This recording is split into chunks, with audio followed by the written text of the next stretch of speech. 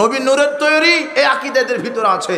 অথচ নবী কেন? নবীর বাপও মাটির তৈরি, নবীও মাটির তৈরি। নবীর বাপের নাম কি? আদম আলাইহিস সালাম। মুহাম্মাদের বাপকে?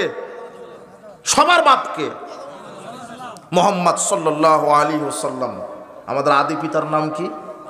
আদম আলাইহিস সালাম। জাতির পিতাকে? আদম আলাইহিস সালাম। জাতির পিতা আদম আলাইহিস সালাম। আর ইব্রাহিমকে বলা হয়েছে মিল্লাতে আবিকুম, এটা দ্বীনের বাপ, নবীদের বাপ। তার যুগ থেকে, তার সময় থেকে দ্বীনের সব কিছু সুন্দরভাবে চালু করেছিলেন, এই জন্য তাকে মিল্লাত বলা হয়েছে। জাতির পিতা ইব্রাহিম আলাইহিস সালাম হবেন কেন? ইব্রাহিমেরও বাপের নাম কি? তো তাহলে আদমকে বাদ দিলেন কেন? কথা বুঝেননি মনে হয়। এই জন্য সাবধান। বলছিলাম আকীদাকে বিশুদ্ধ করতে হবে। এই এদের ভিতর এই আকীদা। আর কি আকীদা এদের ভিতরে? এদের প্রধান অনুষ্ঠান, তাবলিগ জামাতের প্রধান অনুষ্ঠান বিশ্ব ইজতেমা, টঙ্গীর আখেরি মোনাজাত। কথা বুঝেননি? ওকে বিশ্ব ইজতেমা বলছে। আরে রাসূল সাল্লাল্লাহু আলাইহি ওয়াসাল্লাম থেকে আজ পর্যন্ত বিশ্ব সমাবেশ কোথায় অনুষ্ঠিত হয়? আরাফায়। আর আখেরি মোনাজাত এটা শরীয়তের পরিপন্থ শব্দ। বরং আখেরি মোনাজাতকে আমরা বলবো এটা হলো আখেরি বেদাত। এটা একটা সর্ববৃহৎ সম্মেলন অনুষ্ঠিত হয় আরাফার মাঠে। সারা পৃথিবীর মানুষ যেখানে উপস্থিত হয়। আরাফার মাঠে এমন একটি মাঠ, আরাফার মাঠে জোহরের সালাতের পূর্বে ইমাম সার গর্ব খুতবা দেন, এরপরে তিনি দোয়া করেন। রাসূল বলছেন খায়রুদ দুআয়ে দুআয়ানা আরাফা, শ্রেষ্ঠ দোয়া হলো আরাফার দিনের দোয়া। শ্রেষ্ঠ দোয়া হলো আরাফার দিনের দোয়া। শ্রেষ্ঠ দোয়া হলো আরাফার দিনের দোয়া। আয়েশা রাদিয়াল্লাহু তাআলা আনহা বলছেন মা মিন ইয়াউমিন আকসারা মিন আয়াতিকাল্লাহু ফি আবদাম মিনান নার ইয়াউমে আরাফা। 365টা দিনের মধ্যে যত মানুষকে আল্লাহ জাহান্নাম থেকে মুক্তি দান করেন, সবচেয়ে বেশি জাহান্নামী মানুষকে মুক্তি দান করেন আরাফার দিনে। 365টা দিনে মানুষের নিকটবর্তী আল্লাহ যত হন, সবচেয়ে বেশি নিকটবর্তী হন আরাফার দিনে। সোমেবাহিবুল মালাইকা, এই দিন আরাফার দিনে আল্লাহ ফেরেশতাদের সামনে গর্ব করেন, দেখো দেখো আমি ডেকেছি। আল্লাহ নবী বলছেন আল গাজী ফি সাবিলিল্লাহ ওয়াল হাজ্জুল মুতামির আব্দুল্লাহ, যারা গাজী, যারা হাজি, যারা উমরাকারী, তারা আল্লাহর মেহমান। দাহুম, আল্লাহ তাদেরকে ডেকেছেন। ফাজাবুহু, আল্লাহর ডাকে তারা সাড়া দিয়েছেন। ফাসালুহু ফাতাহুম, আল্লাহ বলছেন হাজি সাহেবেরা, গাজী সাহেবেরা, উমরা পালনকারী আমার কাছে যা চাইবে আমি তাদেরকে তাই দিয়ে দিব। আরাফার মাঠে চাওয়ার সময় ইমাম সাহেব সারগর্ব বক্তব্য দেন। আল্লাহর নবী বলছেন সর্বশ্রেষ্ঠ দোয়া আরাফার মাঠের দোয়া। হাজার হাজার কোটি কোটি মানুষ আরাফার মাঠে উপস্থিত হয়, ওই দিন আল্লাহ সবচেয়ে নিকটবর্তী হন। তারপরেও আখেরি বেদাত আছে, সম্মিলিত মোনাজাত আছে। আপনি কিভাবে নতুন দিন ডেলিভারি দিলেন? মনে করেছে ইসলাম বাপ দাদার দোহাই দিয়ে চলবে।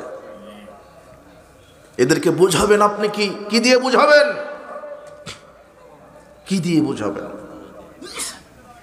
আল্লাহ আমাদেরকে সঠিক ইসলাম সুন্নাহ বোঝার তৌফিক দান করুন। এই দিন আরাফার দিন আল্লাহ মানুষের নিকটবর্তী হন, এই দিন সর্বশ্রেষ্ঠ, এই দিনের দোয়া সর্বশ্রেষ্ঠ দোয়া। এরপরও কি সম্মিলিত মোনাজাত আছে? এই টং বিশ্ব ইজতেমা কথাটা ভুল, আখেরি মোনাজাত এই কথাটাও ভুল। এখান থেকে ফিরে আসবেন। এদের আকীদা পচা আকীদা। সবার আকীদা খারাপের কথা বলছি না, কিন্তু এদেরকে প্রশিক্ষণের মাধ্যমে এই ভ্রান্ত আকীদাগুলি ঢুকিয়ে দেওয়া হচ্ছে। এটা ভ্যান চালক ফতোয়া দিচ্ছে যে টঙ্গীর মাঠে গেলে হজ হয়। কে শিখালো এটা? ওই যে ইবলিশের দালাল আছে, ওই করে দিয়েছে। কথা বুঝেননি? এদেশে দাওয়াতি তাবলিগ একটা বই আছে, দাওয়াতে তাবলিগ একটা বই আছে, ওদেরই লেখা। 85 পৃষ্ঠাতে লেখা আছে, প্রশ্ন করা হচ্ছে তাবলিগের বড় মূর্তিকে, মুফতি না মূর্তি, কি বলবেন একে? মূর্তি। একে প্রশ্ন করা হচ্ছে যে মক্কা মদিনা থেকে টঙ্গীর মাঠে মানুষ আসে কেন? তখন এ উত্তর দিচ্ছে যে মক্কার কাবা ঘরে 1 রাকাত সালাত আদায় করলে নেকি হয় 1 লক্ষ গুণ, আর টঙ্গীর মাঠে 1 রাকাত সালাত আদায় করলে নেকি হয় 49 কোটি গুণ। কথা এলো শয়তানের এজেন্ট, দালাল। এই ওহিটা নাজিল করে দিল কে ডেলিভারি দিতে বলেছে? একে শয়তান। মেরে দাও ফতোয়া। কোথায়? কাবা ঘর, যেখানে সব নবীরা তওয়াফ করেছেন, সালাত আদায় করেছেন। আর টঙ্গীর মাঠে মানুষ পেশাব পায়খানা করে রাখে, পেশাব করে ঢেল টিস্যু ফেলে দেয়, ওখানে নাকি 49 কোটি নাকি হবে। এরা পাগল নাকি? কথা বুঝেননি মনে হয়। আল্লাহ আমাকে হকটা বোঝার তৌফিক দান করুন। টঙ্গীর মাঠে কেন? কাবা ঘরে গিয়ে যদি 7 তবক দিয়ে ফিরে আসেন তবু হজ হবে না। 1 সেকেন্ডের জন্য হলো আরাফার মাঠে পা দিতে হবে। আরাফার মাঠে যতক্ষণ না পা না দিচ্ছেন হজের 1 নেকিও হবে না। আর ও বলছে যে টঙ্গীতে গেলেই হজ। একে বুঝাবে কি দিয়ে? বুঝাবেন কি দিয়ে? এদের আর একটা কথা, এদের শুধু হ্যাঁ বাচক শব্দের দাওয়াত, না বাচক না, শুধু ফজিলত আর ফজিলত। অথচ আল্লাহ বলছেন ভালো কাজের আদেশ দাও, মন্দ কাজের নিষেধ করো। কিন্তু এরা মন্দ কাজের নিষেধ নাই, শুধু ফজিলতের বয়ান, হ্যাঁ বাচক। টঙ্গীর মাঠে আখেরি মোনাজাত হয় কি? আখেরি মোনাজাতে কি ইমাম সাহেব বলতে পারে না যে মূর্তি পূজার শিরক, মোড়ে মোড়ে যত মূর্তি আছে ভেঙে দাও? ওই কথা বললে ওর কল্লা থাকবে না, ও দাওয়াতি থাকবে না। কথা বুঝেননি? জনগণ যেরকম চায় সেরকম মোনাজাত মেরে দেয়। তোমার মুফাসসির জনগণ যেরকম বক্তব্য চাচ্ছে ওইভাবে বক্তব্য দিচ্ছে। তোমার মুফাসসিরের সামনে নাকি 10 লক্ষ মানুষ বসে থাকে। বেটা আমি বলে গেলাম, তোমার মুফাসসির শুধু জাতির সামনে আধা ঘন্টা বেদাত গুরুর বক্তব্য দিক, আধা ঘন্টা মানুষের সামনে বলুক এইটা বেদাত, এইটা বেদাত, এটা রাসূল সাল্লাল্লাহু আলাইহি ওয়াসাল্লাম করেননি, করলে জাহান্নামে যেতে হবে। দেখো তোমার বক্তা মুফাসসির 2 চোখে সরষা ফুল দেখবে, সামনে 5000 লোক শ্রোতা পাবে না। জনগণ যেভাবে চায় ওভাবে বক্তব্য দিচ্ছে। আশ্চর্য কথা। আহলে হাদিস নামটা মুখে উচ্চারণ করাটাই জিহাদ। আহলে হাদিস পরিচয় দেওয়াটাই বাপের বেটার পরিচয়। আমি সালাফি, আমি আহলে হাদিস, আমি কারো মতবাদ মানি না একমাত্র মুহাম্মদ সাল্লাল্লাহু আলাইহি ওয়াসাল্লামের আদর্শ ছাড়া। আহলে হাদিস তারাই যারা ফাঁসির কাষ্ঠে ঝুলতে রাজি কিন্তু চুপে আমিন বলতে রাজি নয়। আহলে হাদিস তারাই যারা বুকে বুলেট খেয়ে রক্ত ঝরিয়ে দিবে তবু রাফাল আদাইন পায়ের সাথে পা মেলানো বন্ধ করবে না, জোরে আমিন বলা ছাড়বে না। আহলে হাদিস এরা আল্লাহ যদি আল্লাহ প্রদ ইসলামী খেলাফা দেয়, শুধু নেতার মূর্তি কেন, বাংলার জমিন থেকে মাজার খানকা পিটিয়ে সমান করে দেওয়া হবে ইনশাআল্লাহ। এটাই হলো আহলে হাদিস, এটাই হলো সালাফি। কোন রাসূল সাল্লাল্লাহু আলাইহি ওয়াসাল্লাম বলছেন আলী লা তাদাতিম ফালানিল্লা তামাস্তাহু ওয়ালা কাবরান মুশরিফানিল্লা সাওয়াইতাহু। আলী যত উঁচু মূর্তি আছে, ছবি আছে, কবর আছে, মাজার আছে, সব ভেঙে মাটির সমান করে দাও। শুধু 5 আগস্টে তো যুবকেরা নেতার মূর্তি ভেঙেছে।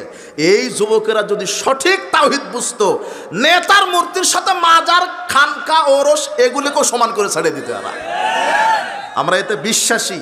যেদিন বাংলার জমিনে তাওহীদের উপরে গণবিপ্লব ঘটবে, যেদিন বাংলাদেশের মানুষ 16 কোটি মানুষ এক মুখে উচ্চারণ করবে, যেদিন সকল বিধান বাতিল করো, ওহির বিধান কায়েম করো, সেই দিন বাংলার জমিন ইসলামের পতাকা কায়েম হবে ইনশাআল্লাহ। সেই দিন ওই বুলেট ব্যালট দিয়ে সুর আসবে ক্ষমতায়। বুলেট ব্যালট দিয়ে ইসলাম কায়েম হবে না, বুলেট ব্যালট দিয়ে জাহেলিয়াত কায়েম হবে। এক বলছে না ফ্যাসিস্ট তাড়িয়েছে, তুমি আবার বুলেট ব্যালট মেরে দেখো আর একটা ফ্যাসিস্ট চলে আসবে। তুমি কিছুই বুঝোনি। তুমি বলছিলাম এই জন্য তাওহীদি চেতনা নিয়ে আসতে হবে ভিতরে, ইসলামী চেতনা নিয়ে আসতে হবে। আর ইনশাআল্লাহ আহলে হাদিস যুব সমাজ সেটা করিয়ে দেখে দিবে ইনশাআল্লাহ, দেখে দিবে ইনশাআল্লাহ। আমরা এতে বিশ্বাসী, এতে আমরা বিশ্বাসী। বলছিলাম যে ধর্মের দোহাই দিয়ে শয়তান ধোঁকা দিচ্ছে। আহলে হাদিসরা যদি এই পৃথিবীতে না থাকতো, মানুষ শিরক বিদআত আর খানকাকে ধর্ম মনে করে বসে থাকতো। এরা আহলে হাদিস হতে গেলে বুকের পাটা লাগে। শিরক বিদআতের বিরুদ্ধে অগ্নিঝরা বক্তব্য দিতে হবে, শিরক বিদআত কবর দিতে হবে, মানুষের চোখে বেদাত শিরক ধরিয়ে দিতে হবে, সুন্নাহর বাতি জ্বালিয়ে দিতে হবে। এই জন্য আহলে হাদিসের জন্ম হয়েছে ইনশাআল্লাহ। যুব সমাজকে জাগতে হবে। বলছিলাম এই যে ফজিলতের ধোঁকা মেরে দিচ্ছে, বলছে যে কেউ যদি জামাতে 1 ওয়াক্ত সালাত আদায় করে তাহলে 3,35,54,432 গুণ নেকি। অথচ মুহাম্মদ সাল্লাল্লাহু আলাইহি ওয়াসাল্লাম বলছেন 27 গুণ। ওরা বলছে মোহাম্মদ আবার কে, আমাদেরটা চালাও। মোহাম্মদ সাল্লাল্লাহু আলাইহি ওয়াসাল্লাম বলছেন কি 25 অথবা 27, আর ওরা বলছে যে না ও কিসের 27, কোটির নিচে ওদের হিসাব নাই, কোটির নিচে হিসাবই নাই। ফাজাইল আমলের 858 পৃষ্ঠায়, ছেলে তুমি আজকে খুলে দেখো, যেটা বাংলা, তুমি তো বাংলা পড়তে জানো। 858 পৃষ্ঠাতে লেখক জাকারিয়া লিখছে যে মোহাম্মদ সাল্লাল্লাহু আলাইহি ওয়াসাল্লামের পেশাব পায়খানা খাওয়াও জায়েজ। তো এই ফতোয়া পেয়ে বাংলাদেশের পীর তখন মেরে দিল যে সন্তান যাদের হচ্ছে না আমাদের গুমুদ খাও, মোহাম্মদেরটা খাওয়া যায়। তো আলেম ওলামা নবীর উত্তরসূরি, তো মোহাম্মদ সাল্লাল্লাহু আলাইহি ওয়াসাল্লামের যদি জায়েজ হয় পীরেরটাও জায়েজ। কথা বুঝেন নি না? কি পাগলা। আর একজন বক্তা বলছে যে আমরা যে ইয়েটা খাই আল্লাহ, এরা যে আসলে শয়তানের দালাল, এটা তার প্রমাণ। ওই যে একজন বলছে আমি তো গাড়িতে শুনে বিভিন্ন ফেসবুকে একটু হাসর দিই, বুঝলেন? তো একজনে বলছে যে আমরা যে আঙুরটা খাই, কি কমলা, আমরা যে কমলাটা খাই, কমলার রস হচ্ছে রসুলের পেশাব মোবারক। কি বলবেন, এরা তো আসলে শয়তানের দালাল, কি বলবেন? দেখো এটা নেটে মনে আছে, ফেসবুকে আছে, ছাড় দাও তোমরা পাবে। এটা রসুলের পেশাব মোবারক, কমলার রস নাকি রসুলের পেশাব মোবারক। এক একটা আমার এখন মাথায় আসতেছে না। তো এদের যে কত ডেলিভারি, এদের কত ডেলিভারি, শয়তানের দালালি করতে করতে কোথায় নেমেছে এরা। তো বলছিলাম শুধু ফজিলতের বয়ান, আরে তাবলিগ করতে হবে, আমি তাবলিগ করাকে অস্বীকার করছি না, কিন্তু এদের দেখবেন এদের মেম্বারের উপরে ব্যাগের ভিতরে ফাজাইল আমল ঠিক থাকে, কিন্তু থাকে না কোরআন হাদিস, থাকে না। অথচ আল্লাহ বলছেন ইয়া আইয়ুহার রাসূল বাল্লিগ মা উনজিলা ইলাইকা মির রাব্বিক, হে রাসূল তুমি প্রচার করো আমার পক্ষ থেকে যেটা নাজিল হয়েছে। আল্লাহর পক্ষ থেকে কি এসেছে? ফাজাইল আমল না কোরআন আর হাদিস? তাহলে আমাকে প্রচার করতে হবে কি? কোরআন আর হাদিস। রাসূল সাল্লাল্লাহু আলাইহি ওয়াসাল্লাম বলছেন বাল্লিগু আন্নী ওয়ালাউ আয়া, আমার পক্ষ থেকে একটা আয়াত জানলেও সেটা প্রচার করো। বাল্লিগু, তোমরা প্রচার করে দাও। তাবলিগ করা হারাম নয়, নাজায়েজ নয়, তাবলিগ করা ফরজ, কিন্তু অবশ্যই সেটা হতে হবে কোরআন এবং সহিহ হাদিস। কোন বাপ দাদার তৈরি করা কোনো বই পুস্তক নয়, স্বপ্নে পাওয়ার তরিকা। বাহ, আল্লাহ এদেরকে সঠিক বুঝ দান করুন। এই ইসলামের নেক্সট শুরুতে এরা ধোঁকা দিচ্ছে, কত বেদাতি আমল, অথচ কোরআন হাদিস প্রচার করতে হবে। আল্লাহর নবী বলছেন আমার পক্ষ থেকে যেটা তোমরা জানো একটা আয়াত হলো প্রচার করে দাও। হাদিসু আন বানি ইসরাইল হারাজ, বানি ইসরাইলের কাহিনী বলো, তাফসীর করো, কোনো সমস্যা নেই, কোনো দোষ নেই। মান কাযাবা আলাইয়া, যে ব্যক্তি আমার উপর মিথ্যারোপ করবে ইচ্ছাকৃতভাবে, যে ব্যক্তি আমার উপরে মিথ্যা আরোপ করবে, ফালিয়াতাবাওয়া মাকআদাহু মিনান নার, তার থাকার জায়গা হবে কোথায়? জাহান্নাম। এই জন্য সাবধান। রাসূল সাল্লাল্লাহু আলাইহি ওয়াসাল্লাম নামে বানিয়ে হাদিস বলছে, ফজিলতের ধোঁকা দিচ্ছে। আহা, বলছে যে রাসূল সাল্লাল্লাহু আলাইহি ওয়াসাল্লাম বলেছেন কেউ যদি জুমার দিন 80 বার দরুদ পড়ে তার 80 বছরের পাপ ক্ষমা। তখন আবার জিজ্ঞাসা করা হচ্ছে যে তার যদি 80 বছরের পাপ না থাকে, তো বলছে তার বাপ মায়ের 80 বছরের পাপ ক্ষমা। আবার বলা হচ্ছে তার বাপ মায়ের যদি 80 বছরের পাপ না থাকে, তখন বলছে যে সারা পৃথিবীর সব মুসলমানের পাপ ক্ষমা। কি ফতোয়া! অথচ জাল কথা। জুমার দিনে বেশি বেশি দরুদ পড়েন, এই হাদিস ঠিক, আল্লাহ তার উপরে সুপারিশ করবেন, ওয়াজিব হবে, এই হাদিস ঠিক। রাসূল সাল্লাল্লাহু আলাইহি ওয়াসাল্লাম বলছেন যে ব্যক্তি মাগরিবের পরে 10 বার, ফজরের পরে 10 বার আমার উপরে দরুদ পড়বে, তার জন্য আমার সুপারিশ বিচার মাঠে ওয়াজিব হয়ে যাবে। এই হাদিস ঠিক, পড়েন। কিন্তু 80 বার শুধু আপনি চুক্তি করে নিলেন কেন? এগুলি সমাজে যে কত এই ফজিলতের ধোঁকা দিয়ে বেদাতে আমল চালু আছে, আমাদেরকে সেফ মানতে হবে কোরআন আর হাদিস, রসুলের সুন্নাহ, রসুলের সুন্নাহ মানতে হবে। এরাই কুলুকের ফজিলত বাহির করেছে। এরা বলছে যে কুলুকের ঢিলা যার যত বড়, নেকির পাল্লাতে কুলুকের ঢিলা নাকি আল্লাহ উঠে যায়। পানি না, আগে কুলুক নিতে হবে, আবার কুলুক নিয়ে কি 40 কদম হাঁটতে হবে, এর নাচানাচি করা লাগবে। কি বেহায়া একটা তরিকা এরা তৈরি করেছে। অথচ পানি থাকলে পানি যথেষ্ট, কুলুকের প্রয়োজন নেই। পানির বিকল্প হলো ঢিল টিস্যু। কথা বুঝেননি? কিন্তু 40 কদম হাঁটছেন, কাছাকাছি দিচ্ছেন। হাজী সাহেব চলে গেছে মক্কায়, গিয়ে পেশাব করে উহুদ পাহাড়কে নিয়েছে কুলুক হিসেবে। এখন বলছে কি ব্যাপার হাজী সাহেব, পাগল হলেন নাকি? তো পাগল আমি না, ফজিলত তো জানেন না। আল্লাহ উহুদ পাহাড়কে নেকির পাল্লাতে উঠিয়ে দিবেন, কেন উহুদ পাহাড় হলো আমার কুলুকের ঢিলা। কি অবস্থা, কোথায় গেছে ধর্ম, চিন্তা করে। নষ্টামি, নোংরামিতে। শরীয়ত, শরীয়ত তো পাগল নয়, শরীয়ত সুশৃঙ্খল, সুশ্রী, সুন্দর। এমন শরীয়ত আল্লাহর পক্ষ থেকে মুহাম্মদ সাল্লাল্লাহু আলাইহি ওয়াসাল্লামের মাধ্যমে আমাদেরকে দিয়েছেন, বলেন আলহামদুলিল্লাহ। বলছিলাম যে এই যে ফেরকাবন্দি সমাজে চালু হয়েছে, পীর তরিকা, মাযহাবের নামে, মাযহাবের দোহাই দিয়ে, পীরের দোহাই দিয়ে, বড় হুজুরের দোহাই দিয়ে, বাপ দাদার দোহাই দিয়ে, কিন্তু কোনো দোহাই চলবে না। একজন মানুষের দোহাই দিয়ে ধর্ম মানতে হবে, যার নাম মুহাম্মদ সাল্লাল্লাহু আলাইহি ওয়াসাল্লাম, কোরআন এবং সহিহ হাদিস।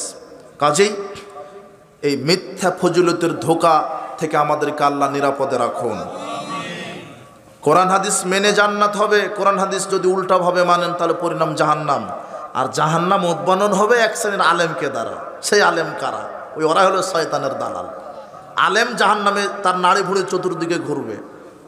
রাসূল বলছেন, মান সুইলা আল ইলমিন, যে আলেমকে কোনো প্রশ্ন জিজ্ঞাসা করা হলো, ফাকাতামাহু, জানার পরও সে এলেম গোপন করে রাখলো, আল জামাহুল্লাহু বিল ইজামি মিন নারি ইয়াউমাল কিয়ামা, আল্লাহ তাকে জাহান্নামের লাগাম পরিয়ে দিবেন। তা আপনার আলেম হক কথা জানে, ইমামতি চলে যাওয়ার ভয় হক কথা বলতে পারে না। ইমামতি গেলে খাবে কে, তাই হক কথা বলতে পারে না।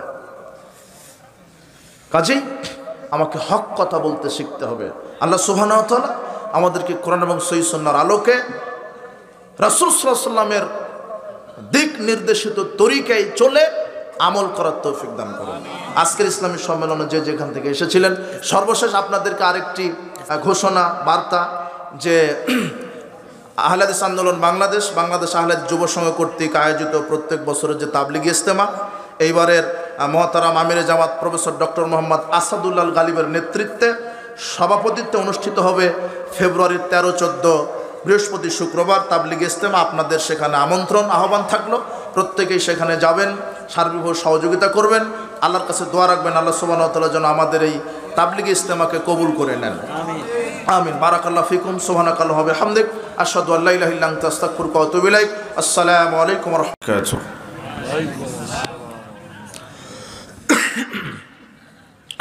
ইন্নাল হামদালিল্লাহি ওয়াহদাহু والصلاة والسلام على من لا نبي بعده فأعوذ بالله من الشيطان الرجيم إنا أنزلناه في ليلة مباركة إنا كنا منذرين فيها يفرق كل أمر حكيم وقال الله تعالى وكل شيء فعلوه في الزبر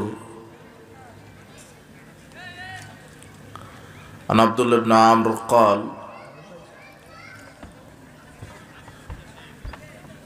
قال رسول الله صلى الله عليه وسلم عن عبد الله بن عمرو بن العاص قال سمعت النبي صلى الله عليه وسلم يقول كتب الله مقادير الخلائق قبل يخلق السماوات والأرض ب50,000 سنة رواه مسلم عن أبي هريرة قال قال رسول الله صلى الله عليه وسلم كل أمتي يدخلون الجنة إلا من أبى قيل ومن أبى قال من أعطاني دخل الجنة ومن عصاني فقد أبى رواه البخاري।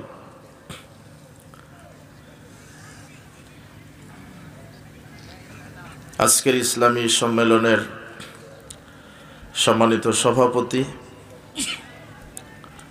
আমার সামনে মঞ্চ উপবিষ্ট, আমার সাথে মঞ্চ উপবিষ্ট মুরব্বী কেরাম, বিজ্ঞ পরিচালক, আমার সামনে উপস্থিত মুসলিম দিনী ভাই, প্রাণপ্রিয় ছাত্র যুবক ভাইরা, পর্দার আড়ালের মা এবং বোনেরা,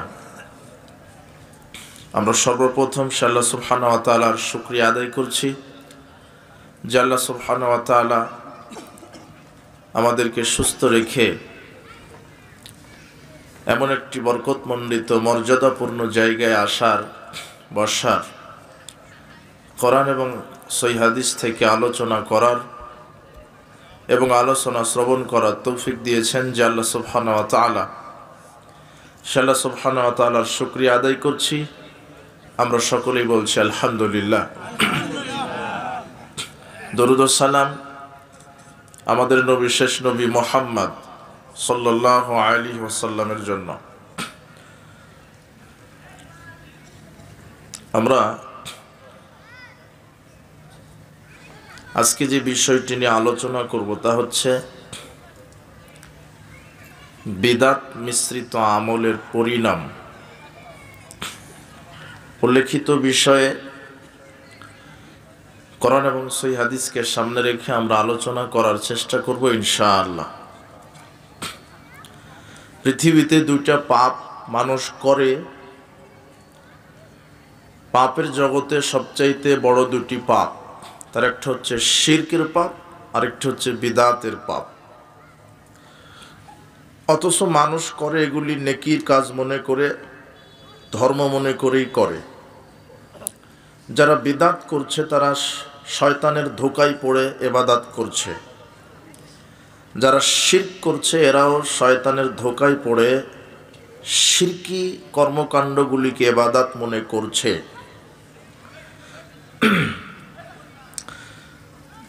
যদি আমাদের ইমানের ভিতরে, আকীদার ভিতরে শিরক মিশ্রিত হয় তাহলে আমাদের ইমানটা নষ্ট হয়ে যাবে।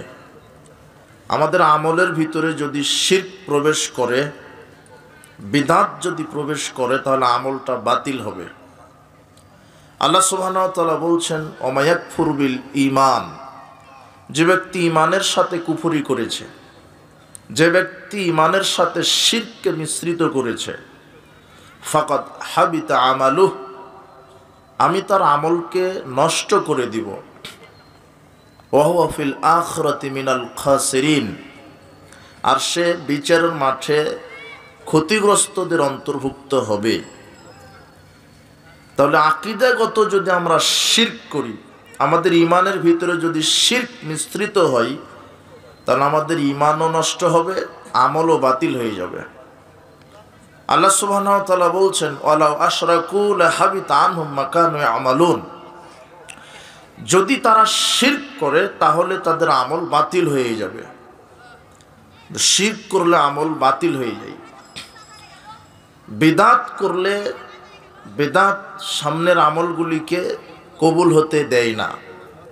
তাহলে দুটি কত মারাত্মক বড় বড় পাপ যেগুলি মানুষ করছে। ভ্রান্ত আকীদা, ভ্রান্ত আমল করার মাধ্যমে বিচারের মাঠে মানুষ ক্ষতিগ্রস্তের অন্তর্ভুক্ত হবে।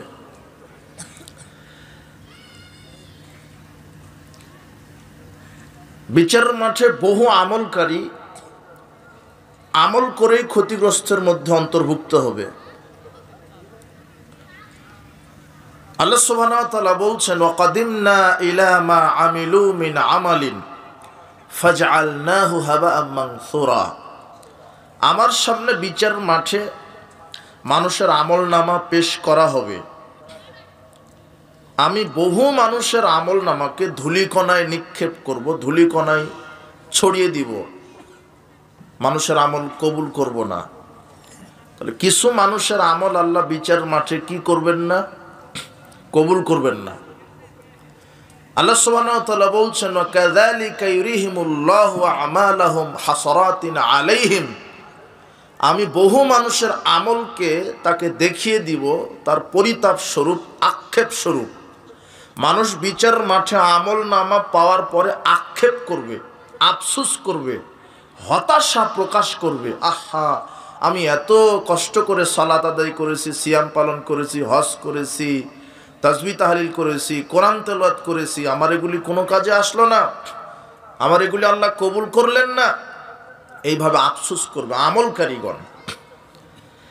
যারা ইবাদত করে না তারা তো জাহান্নামে যাবে, কিন্তু বহু মানুষ ইবাদত করার পরেও জাহান্নামে চলে যাবে। আচ্ছা, সবচাইতে আক্ষেপের বিষয় ওই ব্যক্তি বেশি আক্ষেপ করবে বিচার মাঠে যে আমল করার পরেও ফেল করবে বিচার মাঠে, কবুল হবে না যার আমল। আচ্ছা, যে ছেলেটা পরীক্ষা দেয়নি ও যদি ফেল করে ওর কোনো আফসোস থাকবে না, কেন? সে পরীক্ষাই তো দেয়নি। কিন্তু যেই ছেলেটা কষ্ট করে রাত জেগে 1 বছর পড়াশোনা করার পরে ঠিকমতো পরীক্ষার হলে উপস্থিত হয়ে প্রত্যেকটা সাবজেক্ট পরীক্ষায় দেওয়ার পরে তার ফলাফল প্রকাশের দিনে যদি সে শোনে যে সে ফেল করেছে, তাহলে কে বেশি আক্ষেপ প্রকাশ করবে? আমার কথা বুঝেননি মনে হয়। যেই ছেলেটা পরীক্ষায় দেয়নি একটাও, সে তো ফেল করবেই করবে, কিন্তু যেই ছেলেটা পরীক্ষা দেওয়ার পরে ফেল করেছে সে বেশি আক্ষেপ করবে না? হ্যাঁ। তো যারা দুনিয়াতে আমল করছে না, যারা সালাত সিয়াম হজ যাকাত আদায় করে না, এরা কোথায় যাবে? জাহান্নাম। কি সন্দেহ আছে নাকি এতে? কোরআন মাজিদ আল্লাহ বলছেন, ওয়াতাসাআলুনা আনিল মুজরিমিন মা সালাকাকুম ফি সাকার। পাপী লোকদেরকে আল্লাহ জিজ্ঞাসা করবেন, তোমরা কি পাপ করে আজকে জাহান্নামে এসেছো? তখন তারা জবাবে বলবেন, ক্বালু লাম নাকু মিনাল মুসাল্লিন, আমরা সালাত আদায় করতাম না তাই জাহান্নামে এসেছি। তাহলে সালাত আদায় না করলে কোথায় যেতে হবে? জাহান্নাম। সালাত যারা আদায় করে না এদের পরিণাম জাহান্নাম। তো যারা সালাত আদায় করেনি দুনিয়াতে এরা জাহান্নামে গেল। কিন্তু আল্লাহ সুবহানাহু ওয়া তাআলা বলছেন, ফাওয়াইলুল লিল মুসাল্লিন, মুসল্লিদের জন্য ওয়াইল নামক জাহান্নাম। এক আয়াতে আল্লাহ বলছেন মানুষ জাহান্নামে যাবে সালাত আদায় না করার কারণে। আবার সূরা মাউনের মধ্যে এই আয়াতে আল্লাহ বলছেন যে বহু মুসল্লি 5 ওয়াক্ত সালাত আদায় করার পরেও ওয়াইল নামক জাহান্নামে যাবে। তাহলে এদের আক্ষেপটা বেশি হবে না? আর ওরা সালাত আদায় না করে জাহান্নামে, আর আমরা সালাত আদায় করলাম তারপরও জাহান্নামে। ও পরীক্ষা দেয়নি এই কারণে ফেল, আর আমি পরীক্ষা দেওয়ার পরেও ফেল। তাহলে আক্ষেপটা কার বেশি? আফসোসটা কার বেশি?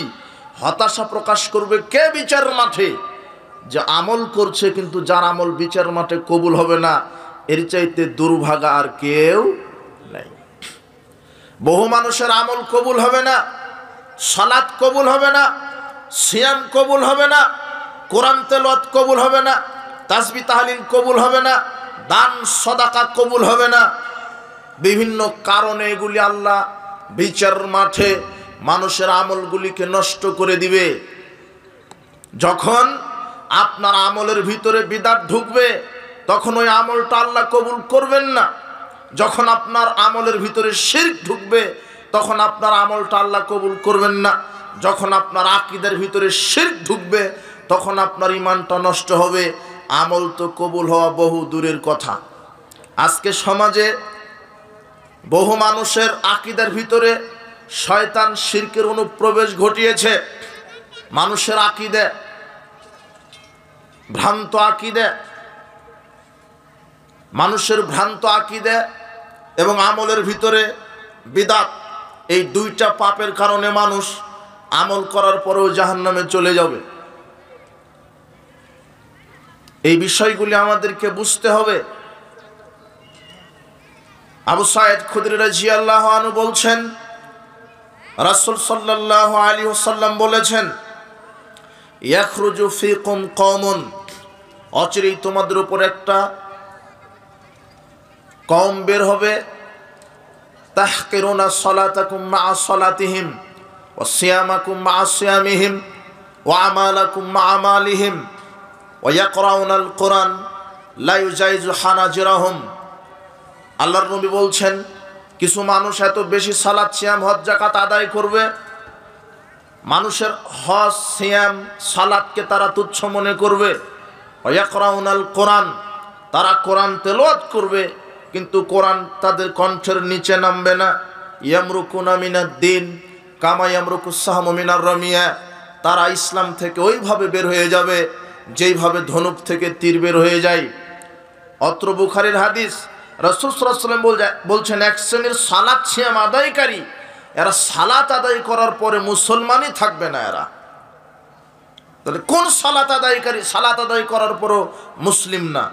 কোন সিয়াম পালনকারী সিয়াম পালন করার পরও মুসলিম না? কোন তাহাজ্জুদ গুজারি ব্যক্তি তাহাজ্জুদ পড়ার পরও মুসলিম না? কে? যার আকীদার ভিতরে শিরক আছে, যে বিশ্বাস করে যে পীরের মুরিদ হলে জান্নাত কনফার্ম, পীরের মুরিদ হওয়া ফরজ, পীর ধরা ফরজ, যার পীর নাই তার পীর শয়তান। যার আকীদার ভিতরে শিরকে আকীদা আছে, যে বিশ্বাস করে কবরে সেজদা দেওয়া জায়েজ, মাজারে সেজদা দেওয়া জায়েজ, যে কবরকে মূল্যায়ন করে, কবরবাসীর উসিলায় কিছু প্রার্থনা করে, যে মাজারে সেজদা করে, যে খানকায় ওরসে দরগায় গরু খাসি মোরগ নজর নেওয়াজ দেয় বালা মুসিবত কেটে যাওয়ার জন্য, বিপদ দূর হওয়ার জন্য, পাপ ক্ষমা হওয়ার জন্য। পীরকে খুশি করতে পারলেই বালা কেটে যায়, মুসিবত কেটে যায়, বিপদ দূর হয়, পাপ ক্ষমা হয়। পীরের মুরিদ হলে জান্নাতে মানুষ চলে যায়। এই আকীদা হলো শিরক। কেন?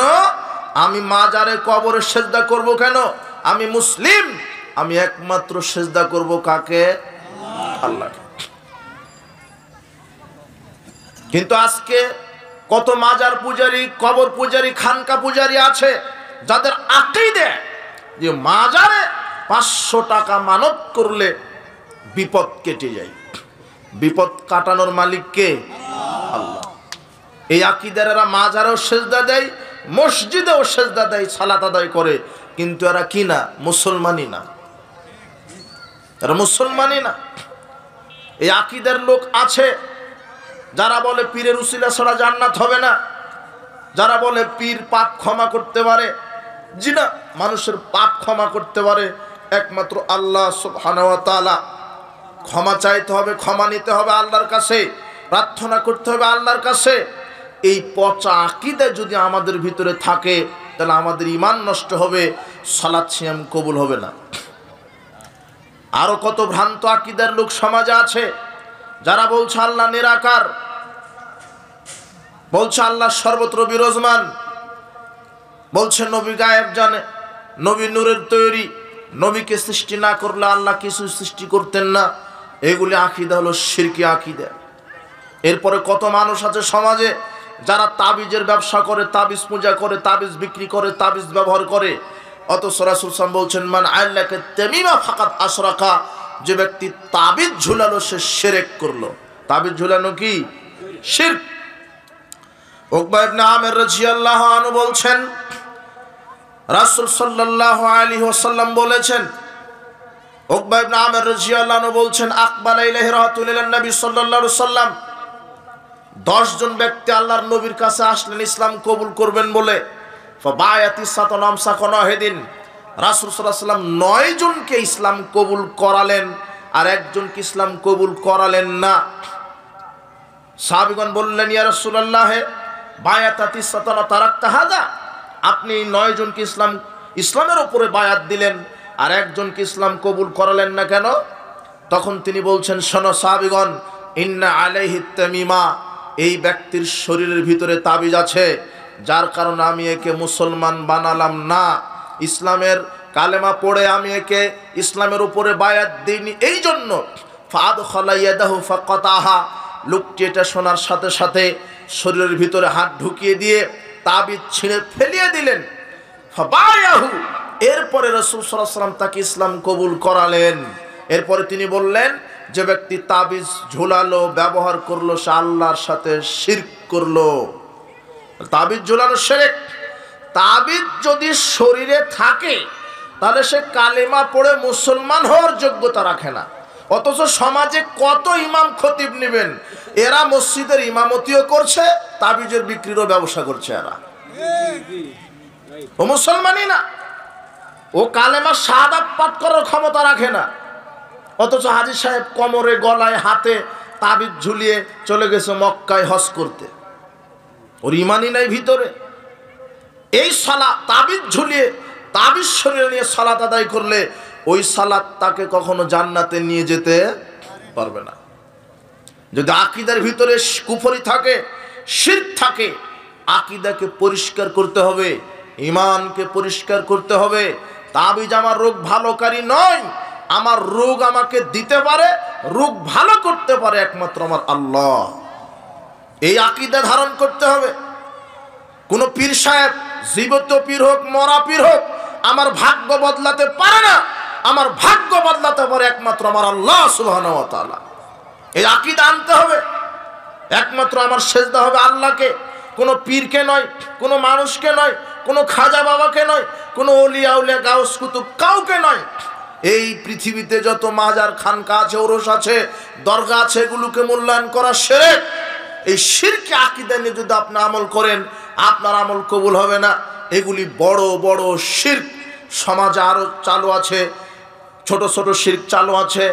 আল্লাহর নবী বলছেন আত-তাইরাতু শিরকুন, কুলক্ষণ, অশুভ ফল গ্রহণ করা শিরক। কুলক্ষণ কি জিনিস? আপনি বাজারে বের হবেন, ব্যাগটা হাতে নিয়েছেন, আপনার স্ত্রী বলছে অমুক লোক মারা গেছে, তখন আপনি বলছেন আহা প্রথমেই মৃত্যুর খবর শুনলাম, তাহলে আজকার বাজারে যাব না। এটা হলো কুলক্ষণ। আপনি যাচ্ছিলেন, আপনাকে পিছন থেকে কেউ ডাকলো, আপনি বলছেন পিছন থেকে ডাকলেন কেন?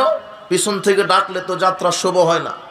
সারাদিন কাজ করার পরে বলছেন কোন নারীর মুখ দেখে উঠেছিলাম সকালে, উদ্দেশ্য সফল হলো না।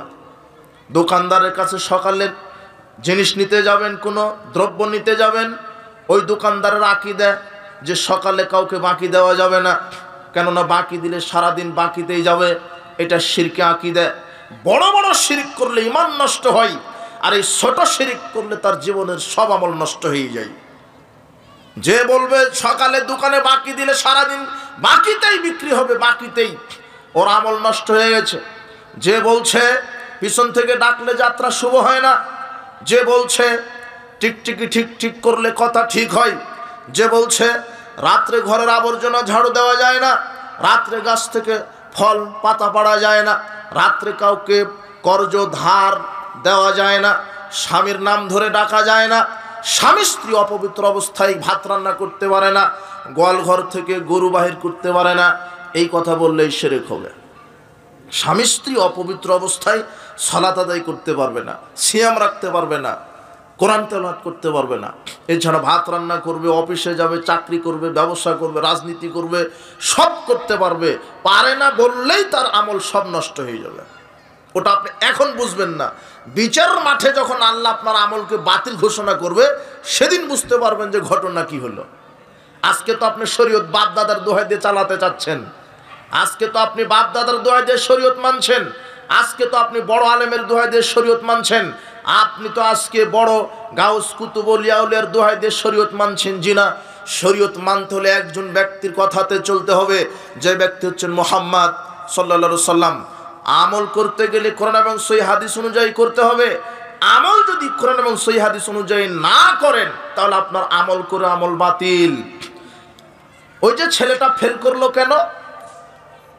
পরীক্ষা দিয়েছে কিন্তু ছেলেটা ফেল করলো কেন জানেন? কোশ্চিনে যেটা এসেছিল সে অনুযায়ী সে উত্তর লিখতে পারেনি। কথা বুঝেননি মনে হয়? যদি উত্তরটা ঠিক ঠিক লিখতো তাহলে ফেল করতো না। তাহলে কোশ্চিন যে করেছেন তার শিক্ষকেরা কিতাবের বাহির থেকে করেছেন না কিতাবের ভিতর থেকে? ভিতর থেকে। কিতাবের ভিতর থেকেই কোশ্চিন করেছেন, প্রশ্ন করেছেন। ঠিক আপনাকে উত্তর দিতে হবে কিতাবের বাহির থেকে না ভিতর থেকে। কিন্তু আপনার উত্তরটা যদি কিতাবের বাহির থেকে হয়, তাহলে আপনার হাতের লেখার যত সুন্দর হোক, আর আপনি 100 পৃষ্ঠাও যদি লিখেন, কিন্তু কিতাবের বাহির থেকে যদি উত্তর হয়, ওই লেখার কোনো দাম নাই। কেননা কেতাবে যে উত্তরটা আছে সেই উত্তর আপনি খাতায় লিখেননি, এই জন্য পরীক্ষা দেওয়ার পরেও লিখার পরেও ফেল। ঠিক আপনি যে সালাত, সিয়াম, হজ, যাকাত, তাসবিহ, তাহলিল যা কিছু করছেন, এগুলি যদি কোরআন সুন্নাহর সাথে হুবহু আপনার আমল হয়ে যায়, তাহলেই এই সালাত সিয়াম কবুল হবে। আর আপনার সালাত, সিয়াম, হজ, যাকাত যদি কোরআন হাদিসের বাহিরে হয়, তাহলে ওই সালাত, সিয়াম আল্লাহ বিচার মাঠে কবুল করবেন না। কথা কি বুঝেছেন আপনি? এই ছেলেটা ফেল করলো কেন? কেন? এই কেতাব অনুযায়ী উত্তর দেয়নি, তাই। ঠিকই পরীক্ষা দিয়েছে, ঠিকই লিখেছে, আপনার সালাত আল্লাহ বিচার মাঠে কবুল করবে না কেন? কোরআন হাদিস অনুযায়ী হয়নি, তাই। আপনি ঠিকই সালাত আদায় করছেন, আপনি ঠিকই হজ করেন, আপনি ঠিকই সিয়াম পালন করছেন, আপনি ঠিক কোরআন তেলাওয়াত করছেন, সব ঠিক আছে, কিন্তু হওয়া লাগবে দুইটা কিতাব অনুযায়ী। কয়টা? দুইটা, কোরআন এবং হাদিস। কিন্তু আপনি বাপদাদার দোহাই দিয়ে করছেন, যার কোনো দলিল নাই। কত বেদাতে আমল সমাজে চালু আছে। বেদাতটা কি? মানুষ বিচার মাঠে আমল করবে, সেই আমলটা বিচার মাঠে আল্লাহ কবুল করবেন না। বিদআত হচ্ছে নতুন আবিষ্কৃত একটা বিষয়, যেটা মানুষ শরীয়তের নামে ইবাদতের আকারে নেকির আশাই করবে, অথচ যে আমলটা রাসূল সাল্লাল্লাহু আলাইহি ওয়াসাল্লাম করেননি, যে আমলটা সাহাবায়ে কেরাম করেননি, যে আমলটা রাসূল সাল্লাল্লাহু আলাইহি ওয়াসাল্লাম থেকে প্রমাণিত নয়, এমন আমলটা করাই হচ্ছে বিদআত।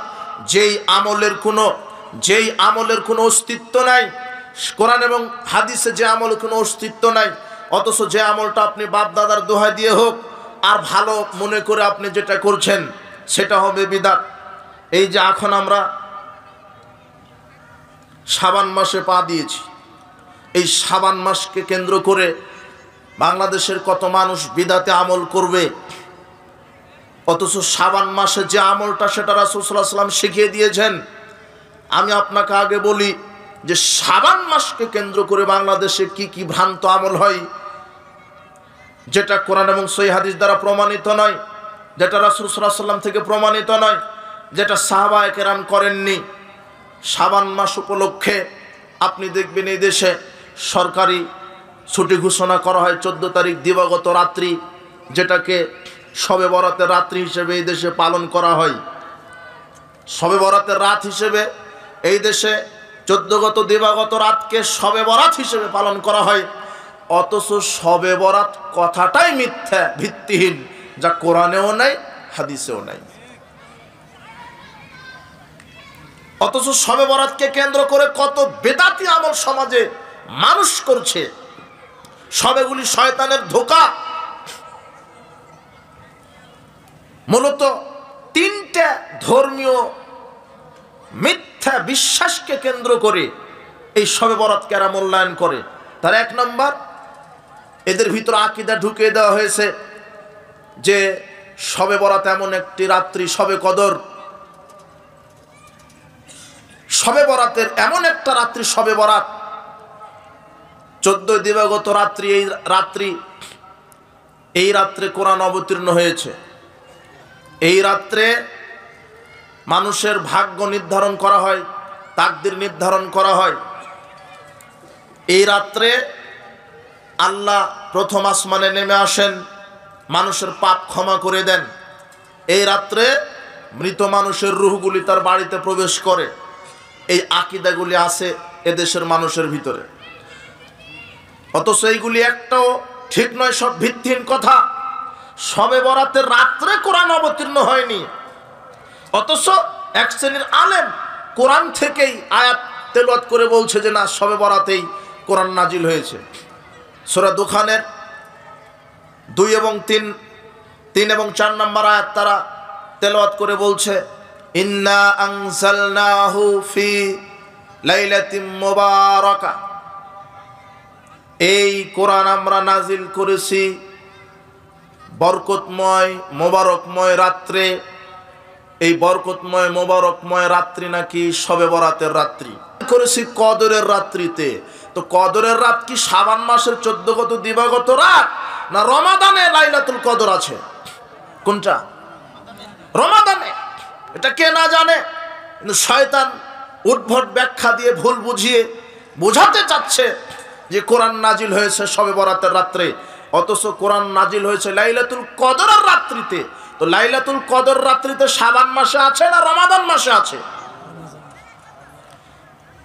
আল্লাহ সুবহানাহু ওয়া তাআলা নির্দিষ্ট করে বলছেন শাহরু রমাদানাল্লাযী উনজিলা ফিহিল কোরআন, আমি কোরআনকে নাজিল করেছি কোন মাসে?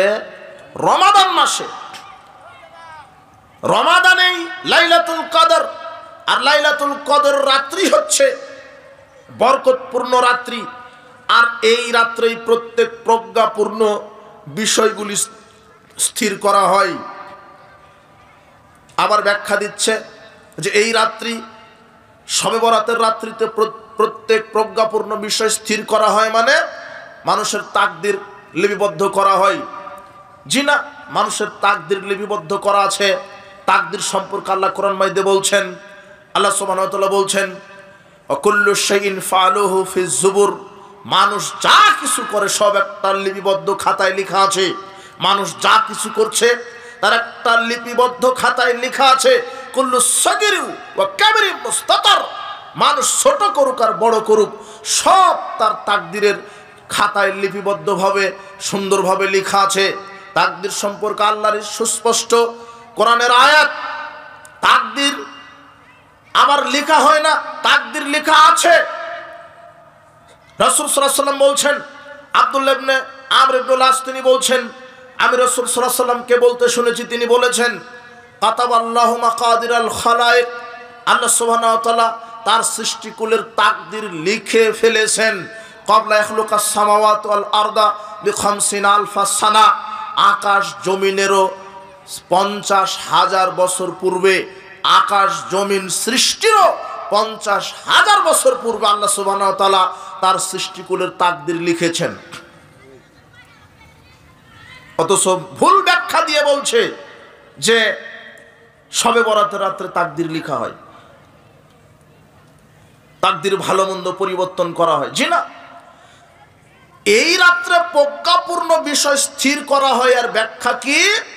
আব্দুল্লাহ ইবনে আব্বাস রাদিয়াল্লাহু তাআলা আনহু তিনি বলছেন মুস্তাদরাকে হাকিমের ভিতরে প্রথম খণ্ড দ্বিতীয় খণ্ডের 144 পৃষ্ঠায় তিনি বলছেন এই রাত বলতে লাইলাতুল কদরের রাত, আর কদরের রাত্রে প্রজ্ঞাপূর্ণ বিষয় স্থির করা হয়। তার মানে তার তাকদির থেকেই 1 বছরের জন্য, তার জন্য এই 1 বছর কতজন মানুষ পৃথিবীতে জন্মগ্রহণ করবে, কতজন মানুষ মারা যাবে, কার রুজি কি, কে কোথায় কি করবে, এটা নবায়ন করা হয়, লেখা হয় না। কেননা লেখা আছে আকাশ জমিন সৃষ্টির কত বছর পূর্বে? 50,000 বছর। তাকদির নতুন করে লেখা হয় না, এটা হলো আকীদাগত বিষয়। আল্লাহ সুবহানাহু ওয়া তাআলা প্রজ্ঞাপূর্ণ বিষয় স্থির করেন। এর ব্যাখ্যায় আব্দুল্লাহ ইবনে আব্বাস রাদিয়াল্লাহু তাআলা তিনি বলছেন আল্লাহ সুবহানাহু ওয়া তাআলা বিভিন্ন ফেরেশতাদেরকে দায়িত্ব দেন যে তোমরা এই লাইলাতুল কদর থেকে আগামী লাইলাতুল কদর পর্যন্ত এই কাজ করবে, তোমাদের এই দায়িত্ব। এই লোক জন্মগ্রহণ করবে, এই লোক এই মানুষ এই সৃষ্টি মৃত্যুবরণ করবে, এইভাবে রুজি ইনকাম করবে, এটা নবায়ন করা হয়। কিন্তু তাকদির নতুন করে লেখা হয় না। এটা হলো আব্দুল্লাহ ইবনে আব্বাস রাদিয়াল্লাহু আনহু তিনি বলছেন। আর আমাদের সালাফ সাহাবীদের ব্যাখ্যাটাই নিতে হবে। আমি আমার মতো করে ব্যাখ্যা দিলাম। এই জন্য এই রাতকে মানুষ মনে করে এটা ইবাদতের রাত। আর একটা কি, শবে বরাতের রাত্রে আল্লাহ মানুষের পাপ ক্ষমা করেন। শবে বরাতের রাত মানে এই যে শাবানের মধ্যবর্তী রাত, যেটা 14ই দিবাগত রাত, যেটাকে শবে বরাত বলছেন। এই রাত্রে কি করে মানুষ? একটা হাদিস পেশ করছে, আলী রাদিয়াল্লাহু তাআলা আনহু থেকে একটা হাদিস নিয়ে আসছে, ইবনে মাজার মধ্যে আসছে, অথচ হাদিসের সনদটা জাল। আব্দুল্লাহ ইবনে আবি সাবরা এই বর্ণনাকারী রাবি আছেন, যিনি হাদিস জালকারী। প্রত্যেকটা মুহাদ্দিস বলেছেন এই রাবি থেকে হাদিস গ্রহণযোগ্য নয়, কেননা এ হলো হাদিস জালকারী। হাদিসটা জাল সনদে এসেছে। সেখানে কি বলা আছে? রাসূল সাল্লাল্লাহু আলাইহি ওয়াসাল্লাম বলছেন ইযা কানাত লাইলাতুন নিসফি মিন শাবান, যখন শাবানের অর্ধ শাবানের দিবাগত রাত্রি আসে, অর্থাৎ 14 দিবাগত রাত্রি শবে বরাতের যেটা নাম দেওয়া হয়েছে, অথচ জাল হাদিসে আসছে নিসফে শাবান। কি হয় এই রাত্রে? ফাইনাল্লাহা ইয়ানজিলু ফিহালি গুরুবিশ শামসে ইলা সামায়ে দুনিয়া। শবে বরাতের রাত্রে দেখেন ব্যাখ্যা দিচ্ছে তারা, শবে বরাতের রাত্রে আল্লাহ সপ্তম আকাশ থেকে প্রথম আসমানে নেমে আসেন। রাসূল বলছেন ফাকুমু মিন লাইলাহা সুমু মিন, আল্লাহ নবী বলছেন তোমরা শবে বরাতের রাত্রে সালাত আদায় করো, দিনে সিয়াম রাখো। ফাকুমু মিন লাইলাহা সুমু নাহারাহা, দিনে সিয়াম রাখো, রাত্রে সালাত আদায় করো। তোমরা দিনে সিয়াম রাখো, রাত্রে সালাতে দাঁড়িয়ে সালাত আদায় করো। কেন? আল্লাহ সুবহানাহু ওয়া তাআলা শবে বরাতের রাত্রে সপ্তম আকাশ থেকে প্রথম আসমানে নেমে আসেন। এসে কি বলেন? আলা শোনো, মায়াস্তাগফিরুনি ফাগফির লাহু, কে আমার কাছে ক্ষমা চাই আমি ক্ষমা করে দিব, কে আমার কাছে রুজি চাই আমি রুজি দিব। অথচ এই হাদিসটা জাল। শবে বরাতের রাত্রে শুধু শাবান মাসের অর্ধ মাসের 14 দিবাগত রাত্রিতে আল্লাহ আকাশে নামেন না। কিন্তু বুখারী, মুসলিম, আবু দাউদ, তিরমিজি সহিহ হাদিস কি বলছে? কুল্লা লাইলাতিন ইলা সামায়ে দুনিয়া হিনা ইয়াবকা সুলুসুল লাইলিল আখির। অথচ সহিহ হাদিস বলছে শুধু শবে বরাতের রাত্রে আল্লাহ প্রথম আসমানে আসে না, প্রত্যেকটা রাত্রেই 365টা রাত্রেই আল্লাহ সপ্তম আকাশ থেকে প্রথম আসমানে নেমে আসেন। ওই হাদিসটা বাতিল, যেটা শুধু শাবান মাসের মধ্যরাত্রিতে নেমে আসেন, এই হাদিসটা গ্রহণযোগ্য নয়। সহিহ হাদিস কি বলছে? প্রত্যেকটা রাত্রি নেমে আসেন। এসে বলে কে আমার কাছে ক্ষমা চাই আমি তোমাদের পাপ ক্ষমা করব, কে আমার কাছে কিছু চাই আমি তাকে প্রদান করব, কে আমার কাছে রুজি চাই আমি রুজি দেব, কে আমার কাছে সাহায্য চাই আমি সাহায্য করব। এইভাবে আল্লাহ ডাকতে থাকেন। এটা কি শুধু শবে বরাতের রাত্রে না প্রত্যেক রাত্রে? প্রত্যেক রাত্রে। শুধু আমি একটা রাতকে খাস করে নিলাম, মিথ্যা বানোয়ার ভিত্তিহীন একটা হাদিসের উপর ভিত্তি করে, যেটা রাসূল সাল্লাল্লাহু আলাইহি ওয়াসাল্লাম থেকে প্রমাণিত নয়, সাহাবায়ে কেরাম থেকে প্রমাণিত নয়। আর কি বিশ্বাস? আর একটা ভ্রান্ত বিশ্বাস যে এই রাত্রে কবর থেকে রূহগুলি চলে আসে। এটাও কোরআন থেকে দলিল দিচ্ছে, তানাজ্জালুল মালাইকাতু ওয়ার রূহ, ওই যে রূহ নাজিল হয়। তার মানে এর ব্যাখ্যা মানুষ বলছে যে রূহ নাজিল হয় মানে প্রত্যেকটা কবর থেকে রূহগুলি হাজির হয়। এই জন্য বিধবা নারীরা এই দিনে আগরবাতি মোমবাতি জ্বালিয়ে অজুর পানিটা যেই ঘরে মারা গেছিল ওই ঘরে রেখে দেয়। এদের আকীদা যে তার স্বামী এসে অজু করে নাকি সালাত আদায় করবে। কি ভ্রান্ত বিশ্বাস, আকীদা! অথচ এই আয়াতটা সঠিক বুঝটা কি? তানাজ্জালুল মালাইকাতু ওয়ার রূহ, এই রাত্রে ফেরেশতাগণ নাজিল হয়। ওয়ার রূহ, রূহ শব্দটা এক বচন, একটা রূহ। আর রূহ মানে রূহুল কুদুস, জিবরিল আমিন। কে? ফেরেশতাদের সর্দার জিবরিল আমিন। এই জিবরিল আলাইহিস সালাম তিনি ঝাঁকে ঝাঁকে ফেরেশতা নিয়ে এই জমিনে অবতীর্ণ হন।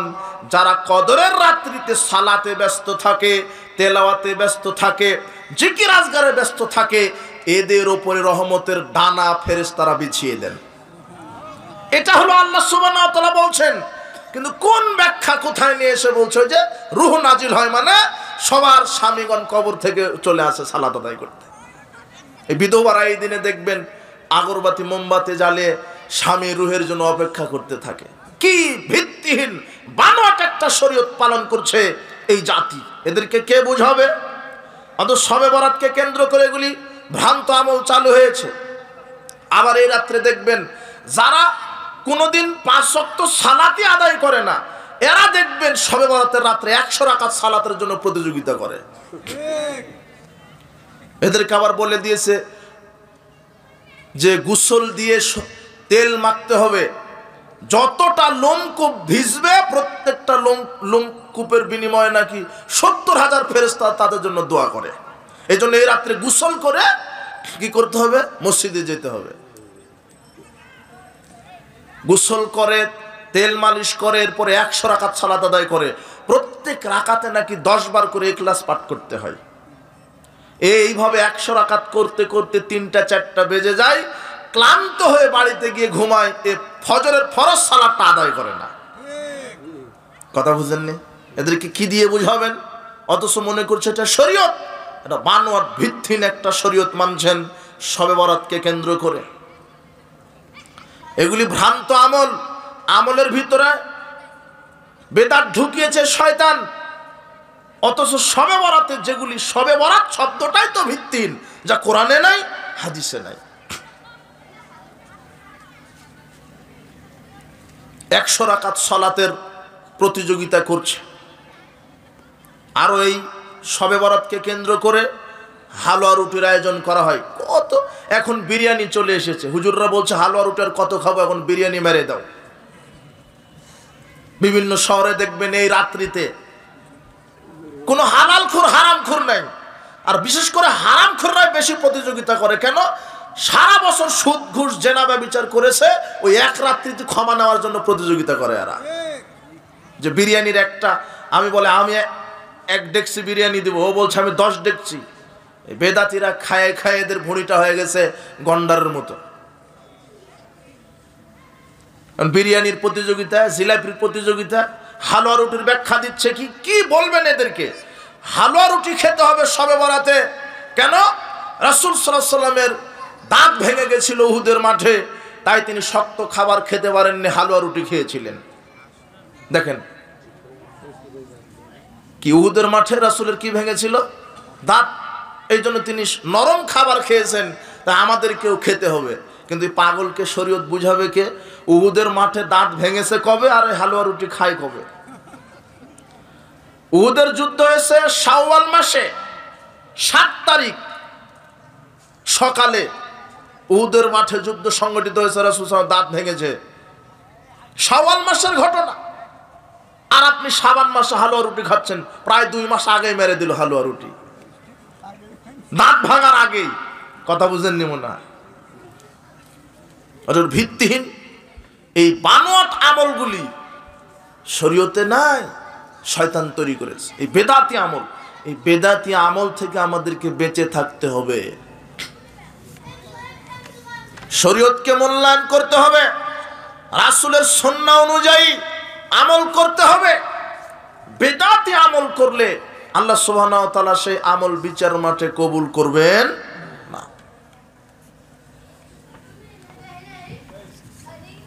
আল্লাহ সুবহানাহু ওয়া তাআলা বলছেন আমিলাতুন নাসিবা, বহু আমলকারী বিচার মাঠে ক্লান্ত হয়ে যাবে আমল করে।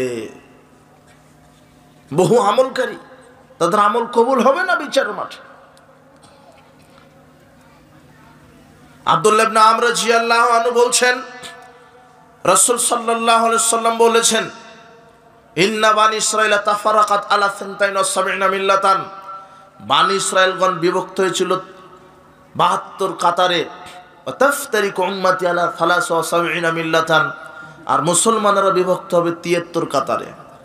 শুধু মুসলমানেরাই, কুল্লুহুম ফিন্নার, 72 কাতার মুসলমান জাহান্নামে যাবে। ইল্লা মিল্লাতান ওয়াহিদাতান, 1 কাতার মুসলিম জান্নাতে যাবে। তারা কারা? আল্লাহর নবী বলছেন যারা কোরআন এবং সহিহ হাদিসকে আঁকড়ে ধরে থাকবে তারাই হচ্ছে বিচার মাঠে সরাসরি জান্নাত প্রাপ্ত দল। আমাকে কোরআন সুন্নাহ মানতে হবে।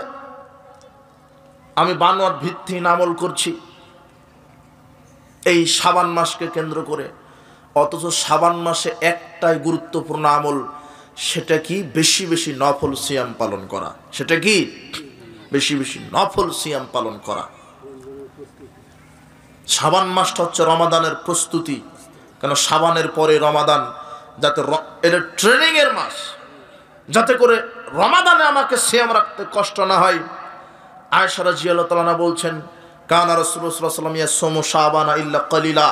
রাসূল সাল্লাল্লাহু আলাইহি ওয়াসাল্লাম টোটাল শাবান মাসটা সিয়াম রাখতেন, দুই একটা তিনটা বাদ দিয়ে, দু তিনটা বাদ দিয়ে গোটা শাবান মাসটা সিয়াম রাখতেন।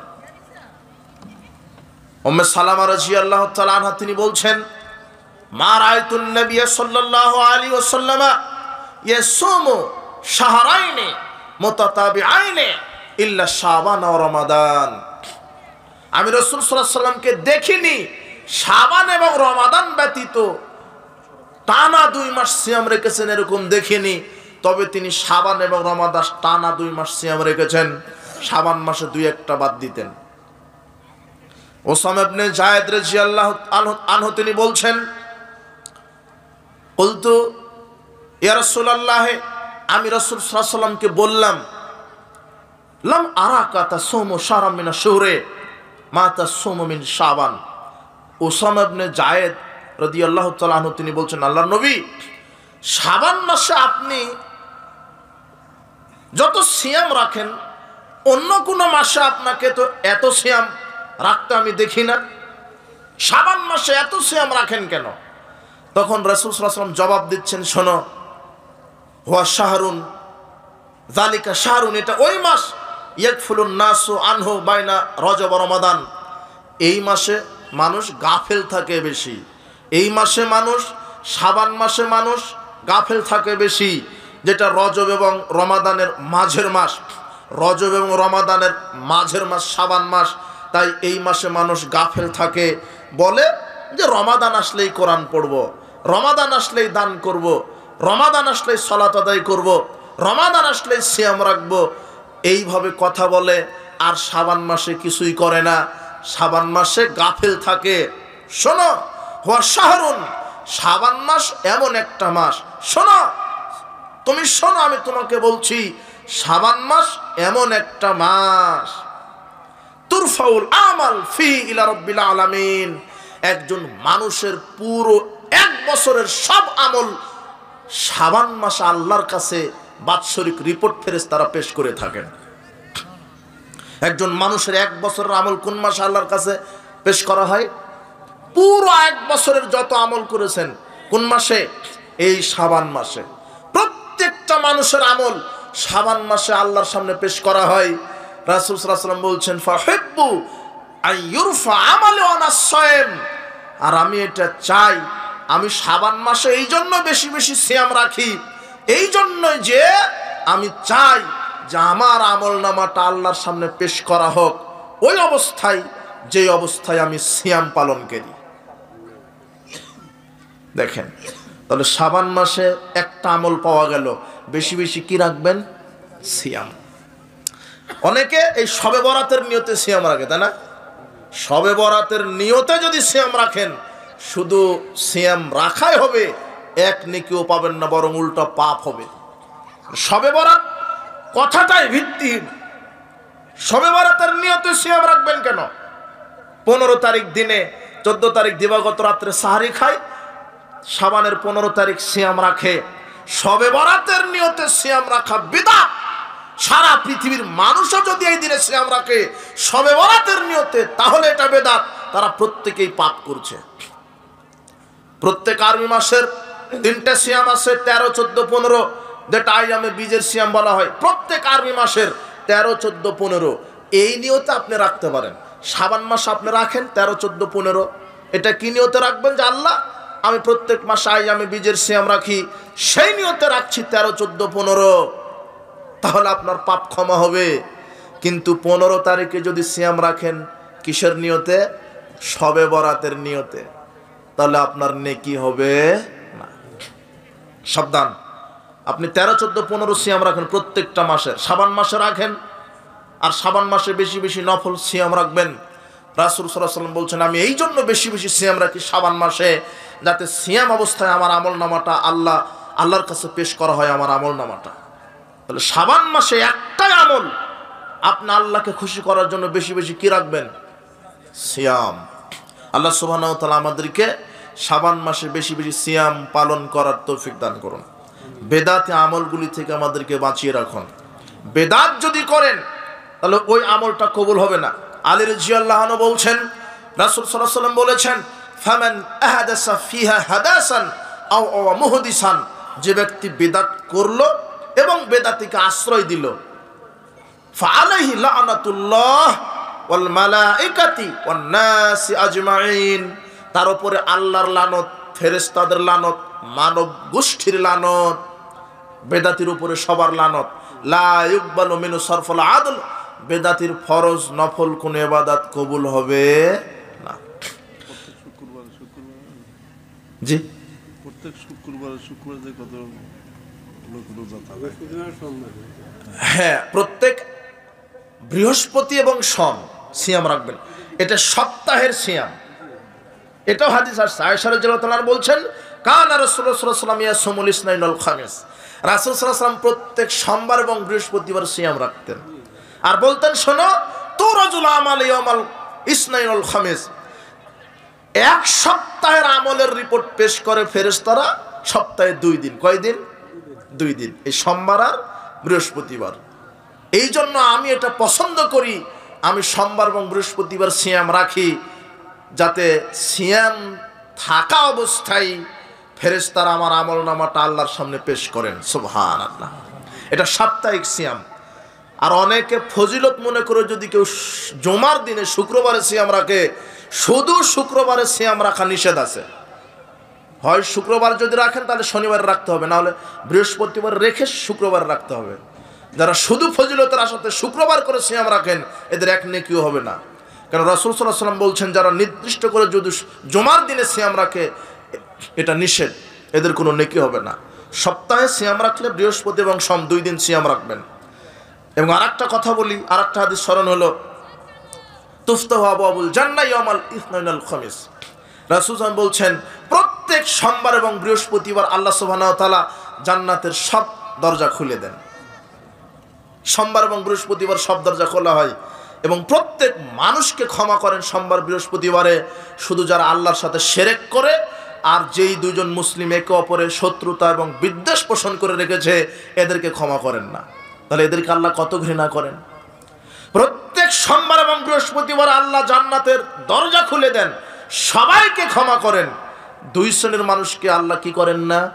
ক্ষমা করেন না। তার এক, যারা শিরক করে, যারা আল্লাহর সাথে শিরকের সাথে লিপ্ত আছে। 2, যারা পরস্পর শত্রুতার সাথে জড়িত, হিংসা বিদ্বেষের সাথে জড়িত, এদেরকে আল্লাহ ক্ষমা করেন না। তাহলে আপনি সাপ্তাহিক যে সিয়ামটা সোমবার বৃহস্পতিবার রাখবেন, এটা সাপ্তাহিক সিয়াম, এর ফজিলত আছে। আপনি আরাফার সিয়াম রাখেন, এর ফজিলত আছে। আরাফার যদি সিয়াম রাখেন, আল্লাহ নবী বলছেন বিগত এবং পূর্বের এবং পরের 2 বছরের পাপ আল্লাহ ক্ষমা করে দিবেন। আরাফার সিয়াম। মুহররমের সিয়াম রাখেন, 1 বছরের পাপ ক্ষমা হবে। মুহররমের সিয়াম 1 বছরের পাপ ক্ষমা করে। আরাফার সিয়াম পূর্ব পরের 2 বছরের পাপ ক্ষমা করে। আইয়ামে বীজের সিয়াম রাখলে ও যেন সারা বছরের সিয়াম রাখলো। আল্লাহ নবী বলছেন, কেউ যদি প্রত্যেক মাসের 3টে সিয়াম রাখে, 13, 14, 15, তাহলে সে কি করলো? সে যেন সারা বছরের সিয়াম রাখলো। কথা বুঝেননি? সারা বছর সিয়াম রাখলো। একটা সিয়াম সমান 10টা সিয়ামের নেকি। তাহলে প্রত্যেক মাসে 3টা রাখলেন মানে 30টা। বলছিলাম যেগুলি নফল সিয়াম রাখেন, কিন্তু শাবান মাসে একটা খাস আমল পাওয়া গেল, সেটা কি? বেশি বেশি কি রাখবেন? সিয়াম রাখবেন। কিন্তু শবে বরাতের নিয়তে যেটাই করতে যাবেন সেটাই বেদাত হবে, নেকির বদলে পাপ হবে। কথা মনে থাকবে। এই বেদাতি আমল থেকে আপনি বিরত থাকবেন। আর আরেকটা সিয়ামের ফজিলত, বেশি বেশি সিয়াম রাখবেন। রাসূল সাল্লাল্লাহু আলাইহি ওয়াসাল্লাম বলছেন, মান খতিমালাহু বিসিয়াম, যে ব্যক্তি সিয়াম থাকা অবস্থায় মারা গেল, ফাদাখালাল জান্নাহ, আল্লাহ তাকে জান্নাতে প্রবেশ করাবে। তাহলে বেশি বেশি সিয়াম পালন করার অভ্যস্ত হবেন। যাক, শীত চেপে বসেছে, কুয়াশা চলে আসছে, আপনারা অনেক ধৈর্যশীল, তো বেদাতে আমল থেকে বিরত থাকবেন। বিচার মাঠে মানুষ আমল করেই জাহান্নামে চলে যাবে। রাসূল সাল্লাল্লাহু আলাইহি ওয়াসাল্লাম বলছেন, কুল্লু বেদাতিন দলালা কুল্লু দলালাতিন ফিন্নার, প্রত্যেক বেদাতি হচ্ছে ভ্রষ্টতা, আর প্রত্যেক ভ্রষ্টতার পরিণাম হচ্ছে জাহান্নাম। আপনি বেদাতে আমল করে জাহান্নামে চলে যাবেন। যে আমলটা করছেন সেটা দলিল থাকতে হবে, রাসূল সাল্লাল্লাহু আলাইহি ওয়াসাল্লাম থেকে প্রমাণিত হতে হবে। সমাজে কত আমল আছে যার কোনো দলিল নেই, বাপদাদার দোহাই দিয়ে করছে, চলছে এগুলি। এদেরকে কি দিয়ে বোঝাবেন? সংখ্যাগরিষ্ঠতার দোহাই দিয়ে চলছে। কাজেই আর রমাদান, আল্লাহর নিকট আমরা দোয়া করি, প্রতিপালক আমাদেরকে সুস্থ অবস্থায় রমাদান মাস পর্যন্ত তুমি আমাদেরকে পৌঁছিয়ে দাও, রমাদানে আমাদেরকে পৌঁছিয়ে দাও এবং সুস্থ নেক হায়াত দান করো, রমাদানের সিয়াম পালন করার তুমি তৌফিক দান করো। আল্লাহর নিকটে দোয়া করছি। জি, কয়েকটা প্রশ্ন আসছে, আমরা উত্তর দিয়ে আমরা অনুষ্ঠান শেষ করবো ইনশাল্লাহ। আচ্ছা, একটা প্রশ্ন আসছে যে সোনা বিক্রি করবে নাকি, সময় 1,20,000 টাকা কম দেয়, জাকাত কিভাবে দেব? কেনা দামে হিসাব করে নাকি বিক্রি করা দামে? ও আচ্ছা, কেনা দামে আর বিক্রি করা দামে না, বর্তমান যেই অবস্থা, চলতি যেই বাজারটা, সেই বাজার হিসাব করে দিবেন। আপনার 10 বছর আগে তো স্বর্ণের দাম কত ছিল? 50,000 টাকা ভরি ছিল, আর এখন সেটা 1 লাখের কি ওপরে। তাহলে এই চলতি অবস্থা হিসাব করে দিবেন আপনি। আমাদের স্কুলের স্যাররা ক্লাসে আসলে আমরা কি দাঁড়িয়ে সম্মান দেখাবো? না, তোমরা বসেই থাকবে। আর তোমার শিক্ষক ক্লাসে ঢোকার সময় সালাম দিয়ে ঢুকবে। যেই শিক্ষক ক্লাসে সালাম দিয়ে ঢুকে না সে অশিক্ষিত। কথা বুঝেননি? শিক্ষক ক্লাসে সালাম দিয়ে ঢুকবে।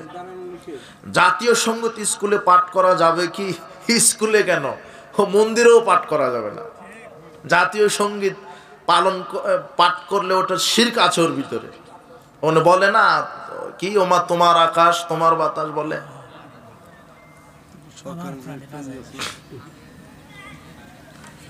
সরকারকে আমরা বলছি যে আপনি ঠিক করে দেন, আপনি তো ওখানে ঠাকুরের কেন ওটা চলবে? ওটা তো হিন্দু, বাংলার জমিন, মুসলমানের জমিন।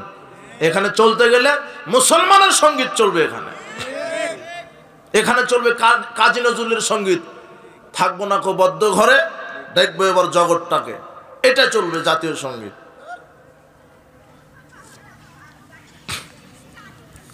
কিয়ামতের আলামত সম্পর্কে কিছু বলুন। অনেক আলামত, তো কি বলবো, কিয়ামতের আলামত অনেক। আমাদের বক্তব্য আছে, শোনো। বালাগাত উলাবি কি কামালি কাশাফাত দুজাবি জামালি, এটা পড়া যাবে কি? না, এটা পড়া যাবে না, এর ভিতরে শিরক আছে। বালাগাল ওলাবি কামালিহি, এর মানে কি জানেন? বালাগা মানে পৌঁছে গেল, বি কামালিহি তার নিজ ক্ষমতায়, ওলা ওপরে, মানে এটা মিরাজের ঘটনা বলা হচ্ছিল। শেখ সাদী এখানে মিরাজের ঘটনা উল্লেখ করে বলছেন, তার মানে বোঝাতে যাচ্ছেন যে রাসূল সাল্লাল্লাহু আলাইহি ওয়াসাল্লাম তার নিজ ক্ষমতায় মিরাজে গেছেন। রাসূল সাল্লাল্লাহু নিজ ক্ষমতায় গেছেন না আল্লাহ নিয়ে গেছেন? আল্লাহ। তো এটা বলা যাবে না। যারা নামাজ পড়ে না তাদের জানাজা দেওয়া যাবে কি? এখানে বেনামাজি অনেক কোয়ালিটির আছে। যারা পড়ে, প্রতিদিন সব সময় পড়ে, হঠাৎ শয়তানের প্ররোচনায় পড়ে 2-1 ওয়াক্ত পড়তে পারছে না, শয়তানের ধোঁকায় পড়ে, তো এরকম হলে তাকে জানাজা দেন, সমস্যা নাই। কিন্তু একেবারেই পড়ে না, শুধু জুমার দিনে পড়ে, আর অথবা শুধু ওই ঈদের দিনে পড়ে, তাহলে এরা হলো অরিজিনাল টাটকা মুশরিকেরা। এদের জানাজা হবে না, এদের কাফন হবে না, দাফন হবে না, গোসল হবে না, কুকুরের মতো শুধু পুঁতে রাখবেন। জানাজার লাশ সামনে রেখে বক্তব্য দেওয়া যাবে কি? জানাজার লাশ সামনে রেখে বক্তব্য দেওয়া না, ওরকম বক্তব্য দেওয়া যাবে না, ওটা বক্তব্যের মাঠ নয়। শুধু বলবেন যে ঋণ আছে নাকি, জানাজার ঋণ আছে নাকি, যে আমার বাবা এই ছিল, ওই ছিল, আমার মা এই ছিল, আপনারা সবাই ক্ষমা করেন, দোয়া করেন। আরে জানাজার সালাতই তো ক্ষমা দোয়ার অনুষ্ঠান। তো জানাজার সালাত বাদ দিয়ে আধা ঘন্টা বক্তৃতা দিয়ে আপনি দাফন করবেন, তাহলে তো হয়ে যাবে। জি না, ওখানে ওটা বক্তব্যের অনুষ্ঠান নয়। রাসূল সাল্লাল্লাহু আলাইহি ওয়াসাল্লাম শুধু জিজ্ঞাসা করতেন যে লোকটা ঋণ আছে কিনা। সেক্ষেত্রে আপনি বলবেন যে যদি ঋণ থাকে তাহলে পরিশোধের ব্যবস্থা। আর ঋণ থাকলে তার জানা যায় না, হাদিসে এটাই বোঝা যায়। রাসূল সাল্লাল্লাহু আলাইহি ওয়াসাল্লামকে যখন সাহাবারা বলতেন যে ঋণ আছে, তখন তিনি বলতেন সল্লু আলা সাহিবিকুম, তোমরা জানাজা করাও, আমি পড়াবো না। আর এখন তো সবাই ঋণের সাথে জড়িত। ব্যাংকের লোন নিয়ে গাড়ি করছেন, বাড়ি করছেন, হ্যাঁ, পানের দোকান দেয়, অটোটা কিনে ব্যাংকের লোন নিয়ে। কি ব্যাংকের লোন কি যাকাতের টাকা দেয় নাকি? না সুদের? সুদ হারাম, সাবধান। যার ঋণ আছে তার জানা যায় নাই, ঋণ পরিশোধ করেন। আর অল্পে তুষ্ট থাকেন, চাহিদা কমিয়ে দেন। লক্ষ লক্ষ টাকা ঋণ করতে হবে, এই পরিস্থিতি আপনি তৈরি করেছেন। দুদিন পরে মারা যাবেন, ঋণ ঠিকই পড়ে থাকবে, তো কি লাভটা হলো কি?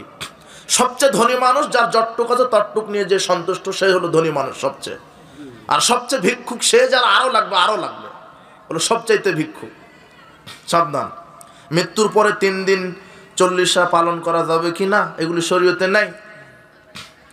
মৃত্যুর পরে কি করবে, তাহলে শরীয়তে কি আছে? আমি যে বললাম এগুলি শরীয়তে নাই। আচ্ছা, আপনি তো মৃত্যুর পরে বাপের জন্য বা মায়ের জন্য 3 দিনে কিছু খাওয়ালেন, 40 খাওয়ালেন, এটা ভালোর জন্যই তো খাওয়ালেন নাকি? মানুষ দোয়া করবে, বাপ জান্নাতে চলে যাবে, এটাই তো নিয়ত। কিন্তু সাহাবারা রাসূল সাল্লাল্লাহু আলাইহি ওয়াসাল্লাম থেকে এটা প্রমাণিত না। আপনি কি করবেন সেটা কোরআন হাদিসের ভিত্তিতে করতে হবে। রাসূল সাল্লাল্লাহু আলাইহি ওয়াসাল্লামের হাদিস অনুযায়ী বোঝা যায় যে যদি বাপ অথবা মা মারা যায়, তাহলে পিতামাতার পক্ষ থেকে সাদগায়ে জারিয়া করবেন, দান করবেন, সাদাকা। এটা অজুখানা বানিয়ে দিবেন, মৃত বাপের নিয়ত অজুখানা। এটা মসজিদে একটা ফ্যান কিনে দিবেন, একটা পুকুর খনন করে দেন, একটা গাছ রোপণ করে দেন বাপের নামে, একটা এতিমখানা, মুসাফিরখানা নির্মাণ করেন, একটা কোরআন মাজিদ একটা হাফেজকে দিয়ে বলেন যে এটা আমার বাপ মারা গেছে, আমার বাপের নিয়তে তোমাকে দিলাম, তুমি কোরআন পড়ো। তাহলে ফ্যান ঘুরবে যতদিন, আপনার বাপের আমল নামাতে নেকি ঘুরবে ততদিন। অজু করে যত মানুষ উপকৃত হবে, আপনার বাপের আমল নামাতে নেকি ততদিন লেখা হবে। এটা সাদগায়ে জারিয়া। কথা বুঝেননি মনে হয়? এটা একটা পথ। আর দ্বিতীয় পথ, বেশি বেশি বাপ মায়ের জন্য ক্ষমা চাইবেন। আল্লাহকে বলবেন, আল্লাহ আমার বাপ মা মারা গেছে, তাদেরকে ক্ষমা করো, তাদেরকে ক্ষমা করো। সব সময় রাতে উঠে 2 রাকাত সালাত আদায় করে আল্লাহকে বলেন, আল্লাহ আমার বাপ মারা গেছে, আমার বাপকে ক্ষমা করো। তাহলে কি হবে? তাহলে বিচার মাঠে যখন জান্নাতে দিবে আপনার পিতামাতাকে, তখন আপনার পিতামাতা বলবে, আল্লাহ আমরা এত আমল তো করতে পারিনি, তারপর আমাদেরকে এত মর্যাদা দিলেন।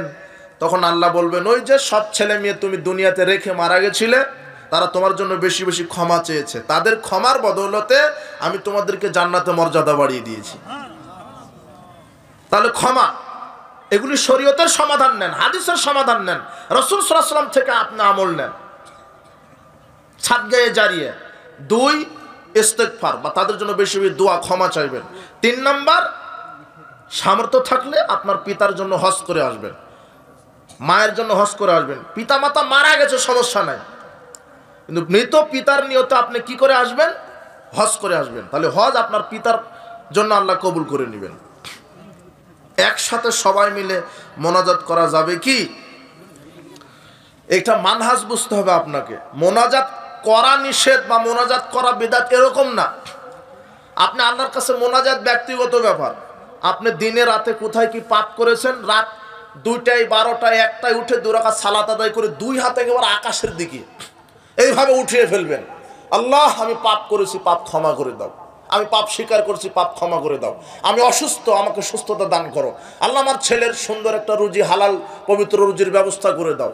এইভাবে আল্লাহর কাছে চাইবেন, এটা ব্যক্তিগত ব্যাপার। কথা বুঝেননি মনে হয়? আল্লাহ নবী বলছেন, কেউ যদি হাত উঠে আল্লাহর কাছে দোয়া করে, ওই হাত খালি হাতে ফেরত দিতে আল্লাহ লজ্জা পান। আপনি করেন, ব্যক্তিগত ব্যাপার। কিন্তু বিষয় হয়ে গেছে আমাদের সমাজে যে ফরজ সালাতের পরে, 5 ওয়াক্ত ফরজ সালাতের পরে সবাইকে নিয়ে যে সম্মিলিত যে মোনাজাত দেওয়া হচ্ছে, এছাড়া তাফসির মাহফিলে, জালসা শেষে, বিবাহের বৈঠক শেষে, জানাজার শেষে, দাফনের শেষে, এই যে সবাইকে মিলে যে সম্মিলিত মোনাজাত দেওয়া হচ্ছে, এটা রাসূল সাল্লাল্লাহু আলাইহি ওয়াসাল্লাম করেননি, সাহাবীগণ করেননি, কাউকে করতেও বলেননি। তো যেটা কোরআন হাদিসে নাই সেটাকে আপনি মানতে যাবেন? কোশ্চিন কালো নয়। সম্মিলিত মোনাজাত কোথায় আছে? সালাতুল ইস্তিসকা, বৃষ্টি প্রার্থনার সালাত, সবাইকে নিয়ে তিনি মোনাজাত করেছেন, সেখানে করেন। আর কোথায় আছে? কুনুতে নাজেলা, সালাতের মধ্যেই রুকু থেকে উঠে হাত উঠান সবাই মিলে। যেখানে যেখানে আছে সেখানে সেখানে করেন। আর যেখানে যেখানে নাই সেখানে যুক্তি তর্ক দিয়ে করেন না। যুক্তি কিন্তু ইসলাম মানে না, কথা বুঝেননি মনে হয়। করলে ক্ষতি কি, নিষেধের দলিল কোথায়, এগুলি খোঁড়া যুক্তি, খোঁড়া কথা। যেটা নাই কোরআন হয়েছে তার দলিল হবে কি করে? ওটা নাই বলেই তো বিদআত, কথা বুঝেননি? অনেকে বলে ফরজ সালাতের পরে সম্মিলিত মোনাজাত করা যাবে না, তার দলিল দেন। তো নাই বলেই তো বিদআত, থাকলে তো সুন্নাত হতো, বুঝেননি? নিষেধের দলিল কোথায়? আমি যদি বলি যে এই মাঠ, এই যে বিশাল মাঠ, এই মাঠের মালিক আমি, তখন আপনি আমার কাছে কি চাইবেন? দলিল চাইবেন না? আপনি যে দাবি করছেন আপনার দলিলটা দেখান। কিন্তু আমি যদি বলি যে মাঠের মালিক আমি না, তাও যদি বলেন যে আপনার যে না, দলিল দেন, কি হবে? বুঝলেননি? কেন হবে না? আপনার যে না, তার কি প্রমাণ? তার দলিল দেন। তো দলিল নাই বলেই তো আমার না, দলিল থাকলে তো আমার হতো, কথা বুঝেননি? তো আপনি যে ফরজ সালাতের পরে সম্মিলিত মোনাজাত করছেন, এটা দলিল থাকলে তো সুন্নাত হতো। দলিল নাই বলেই তো আমরা বলছি নাই, বেদাত। আল্লাহ আমাদেরকে সঠিক বোঝার তৌফিক দান করুন। তাই বলে মোনাজাত বেদাত না, মোনাজাত ব্যক্তিগত ব্যাপার, আপনি করেন। দুপুর 12টা নাই, রাত 12টা নাই, নিজের পাপের জন্য, পিতামাতার পাপের জন্য আল্লাহর কাছে হাত উঠিয়ে ক্ষমা চান। কিন্তু আসসালামু আলাইকুম রহমতুল্লাহ, আসসালামু আলাইকুম রহমতুল্লাহ, বেহাক্কে লা ইলাহা ইল্লাল্লাহ, এটা আবার কোন ঢং? কথা বুঝেননি? যেটা কোরআন হাদিসে নাই সেটা করতে যাচ্ছেন কেন? সাবধান।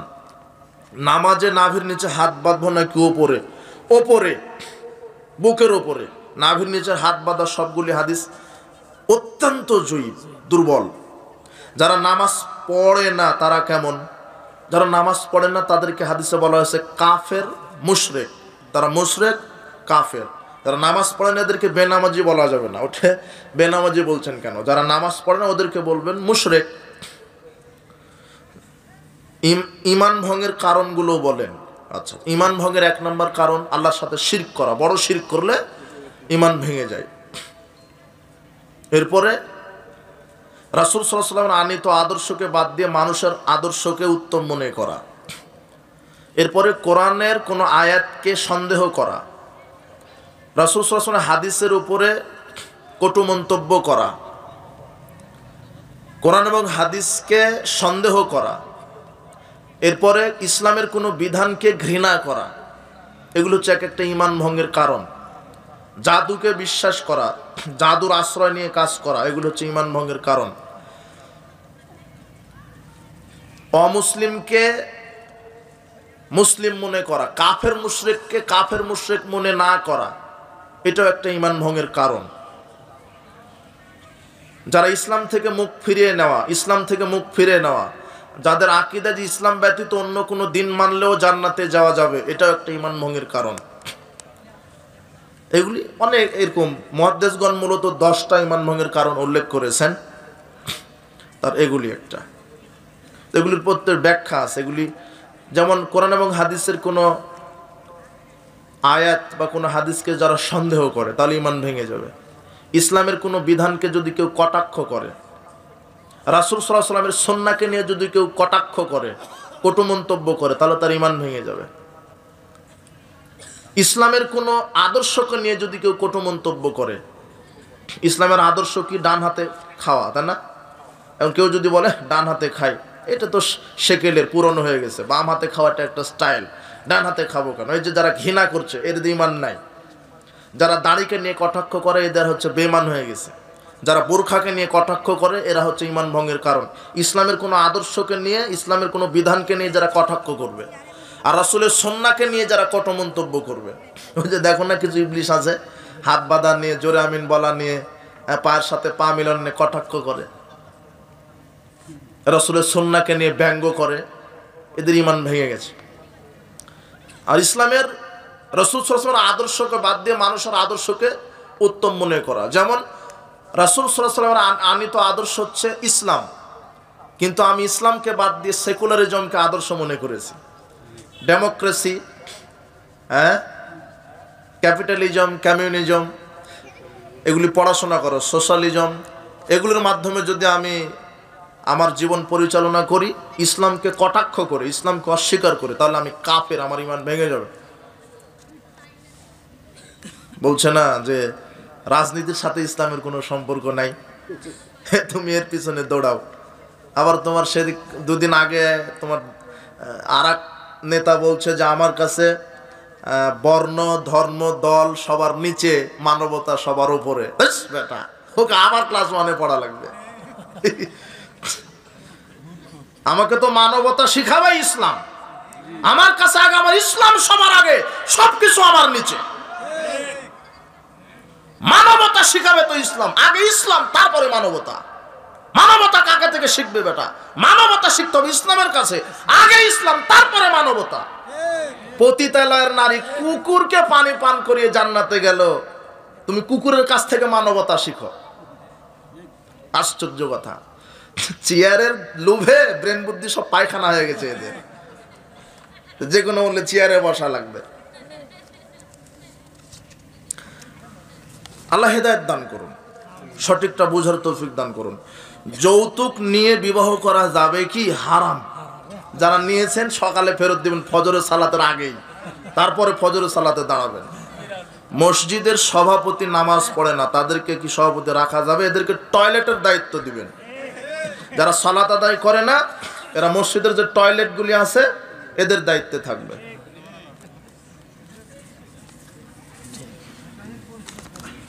স্কুলে কি 26শে মার্চ নাচ গান করা যাবে?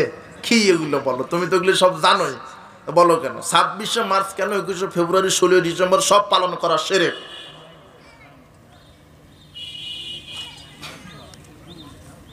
আর গান বাজনা তো জাহেলিয়াত। যারা গান বাজনা শ্রবণ করে এদের পরিণাম বিচার মাঠে ভয়াবহ জাহান্নাম, এটা কোরআন মাজিদে আল্লাহ বলছেন।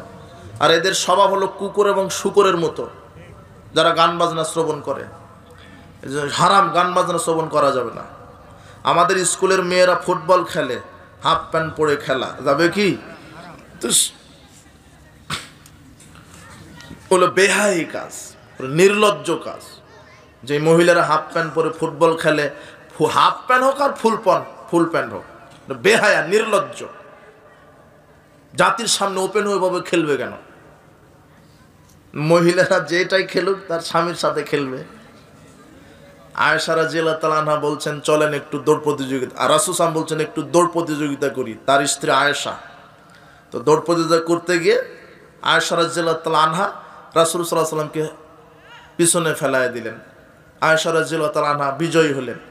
কিছুদিন পরে আল্লাহর নবী বলছেন চলো তো আজকে একটু আবার একটু খেলাধুলা করি। পরের দিনে মানে পরের সময়ে রাসূল সাল্লাল্লাহু আলাইহি ওয়াসাল্লাম আয়েশা রাদিয়াল্লাহু তাআলা আনহাকে হারিয়ে দিলেন। তখন রাসূল সাল্লাল্লাহু আলাইহি ওয়াসাল্লাম বলতেন শোনো আয়েশা, ওই দিনের প্রতিশোধ আজকে নিয়ে নিলাম।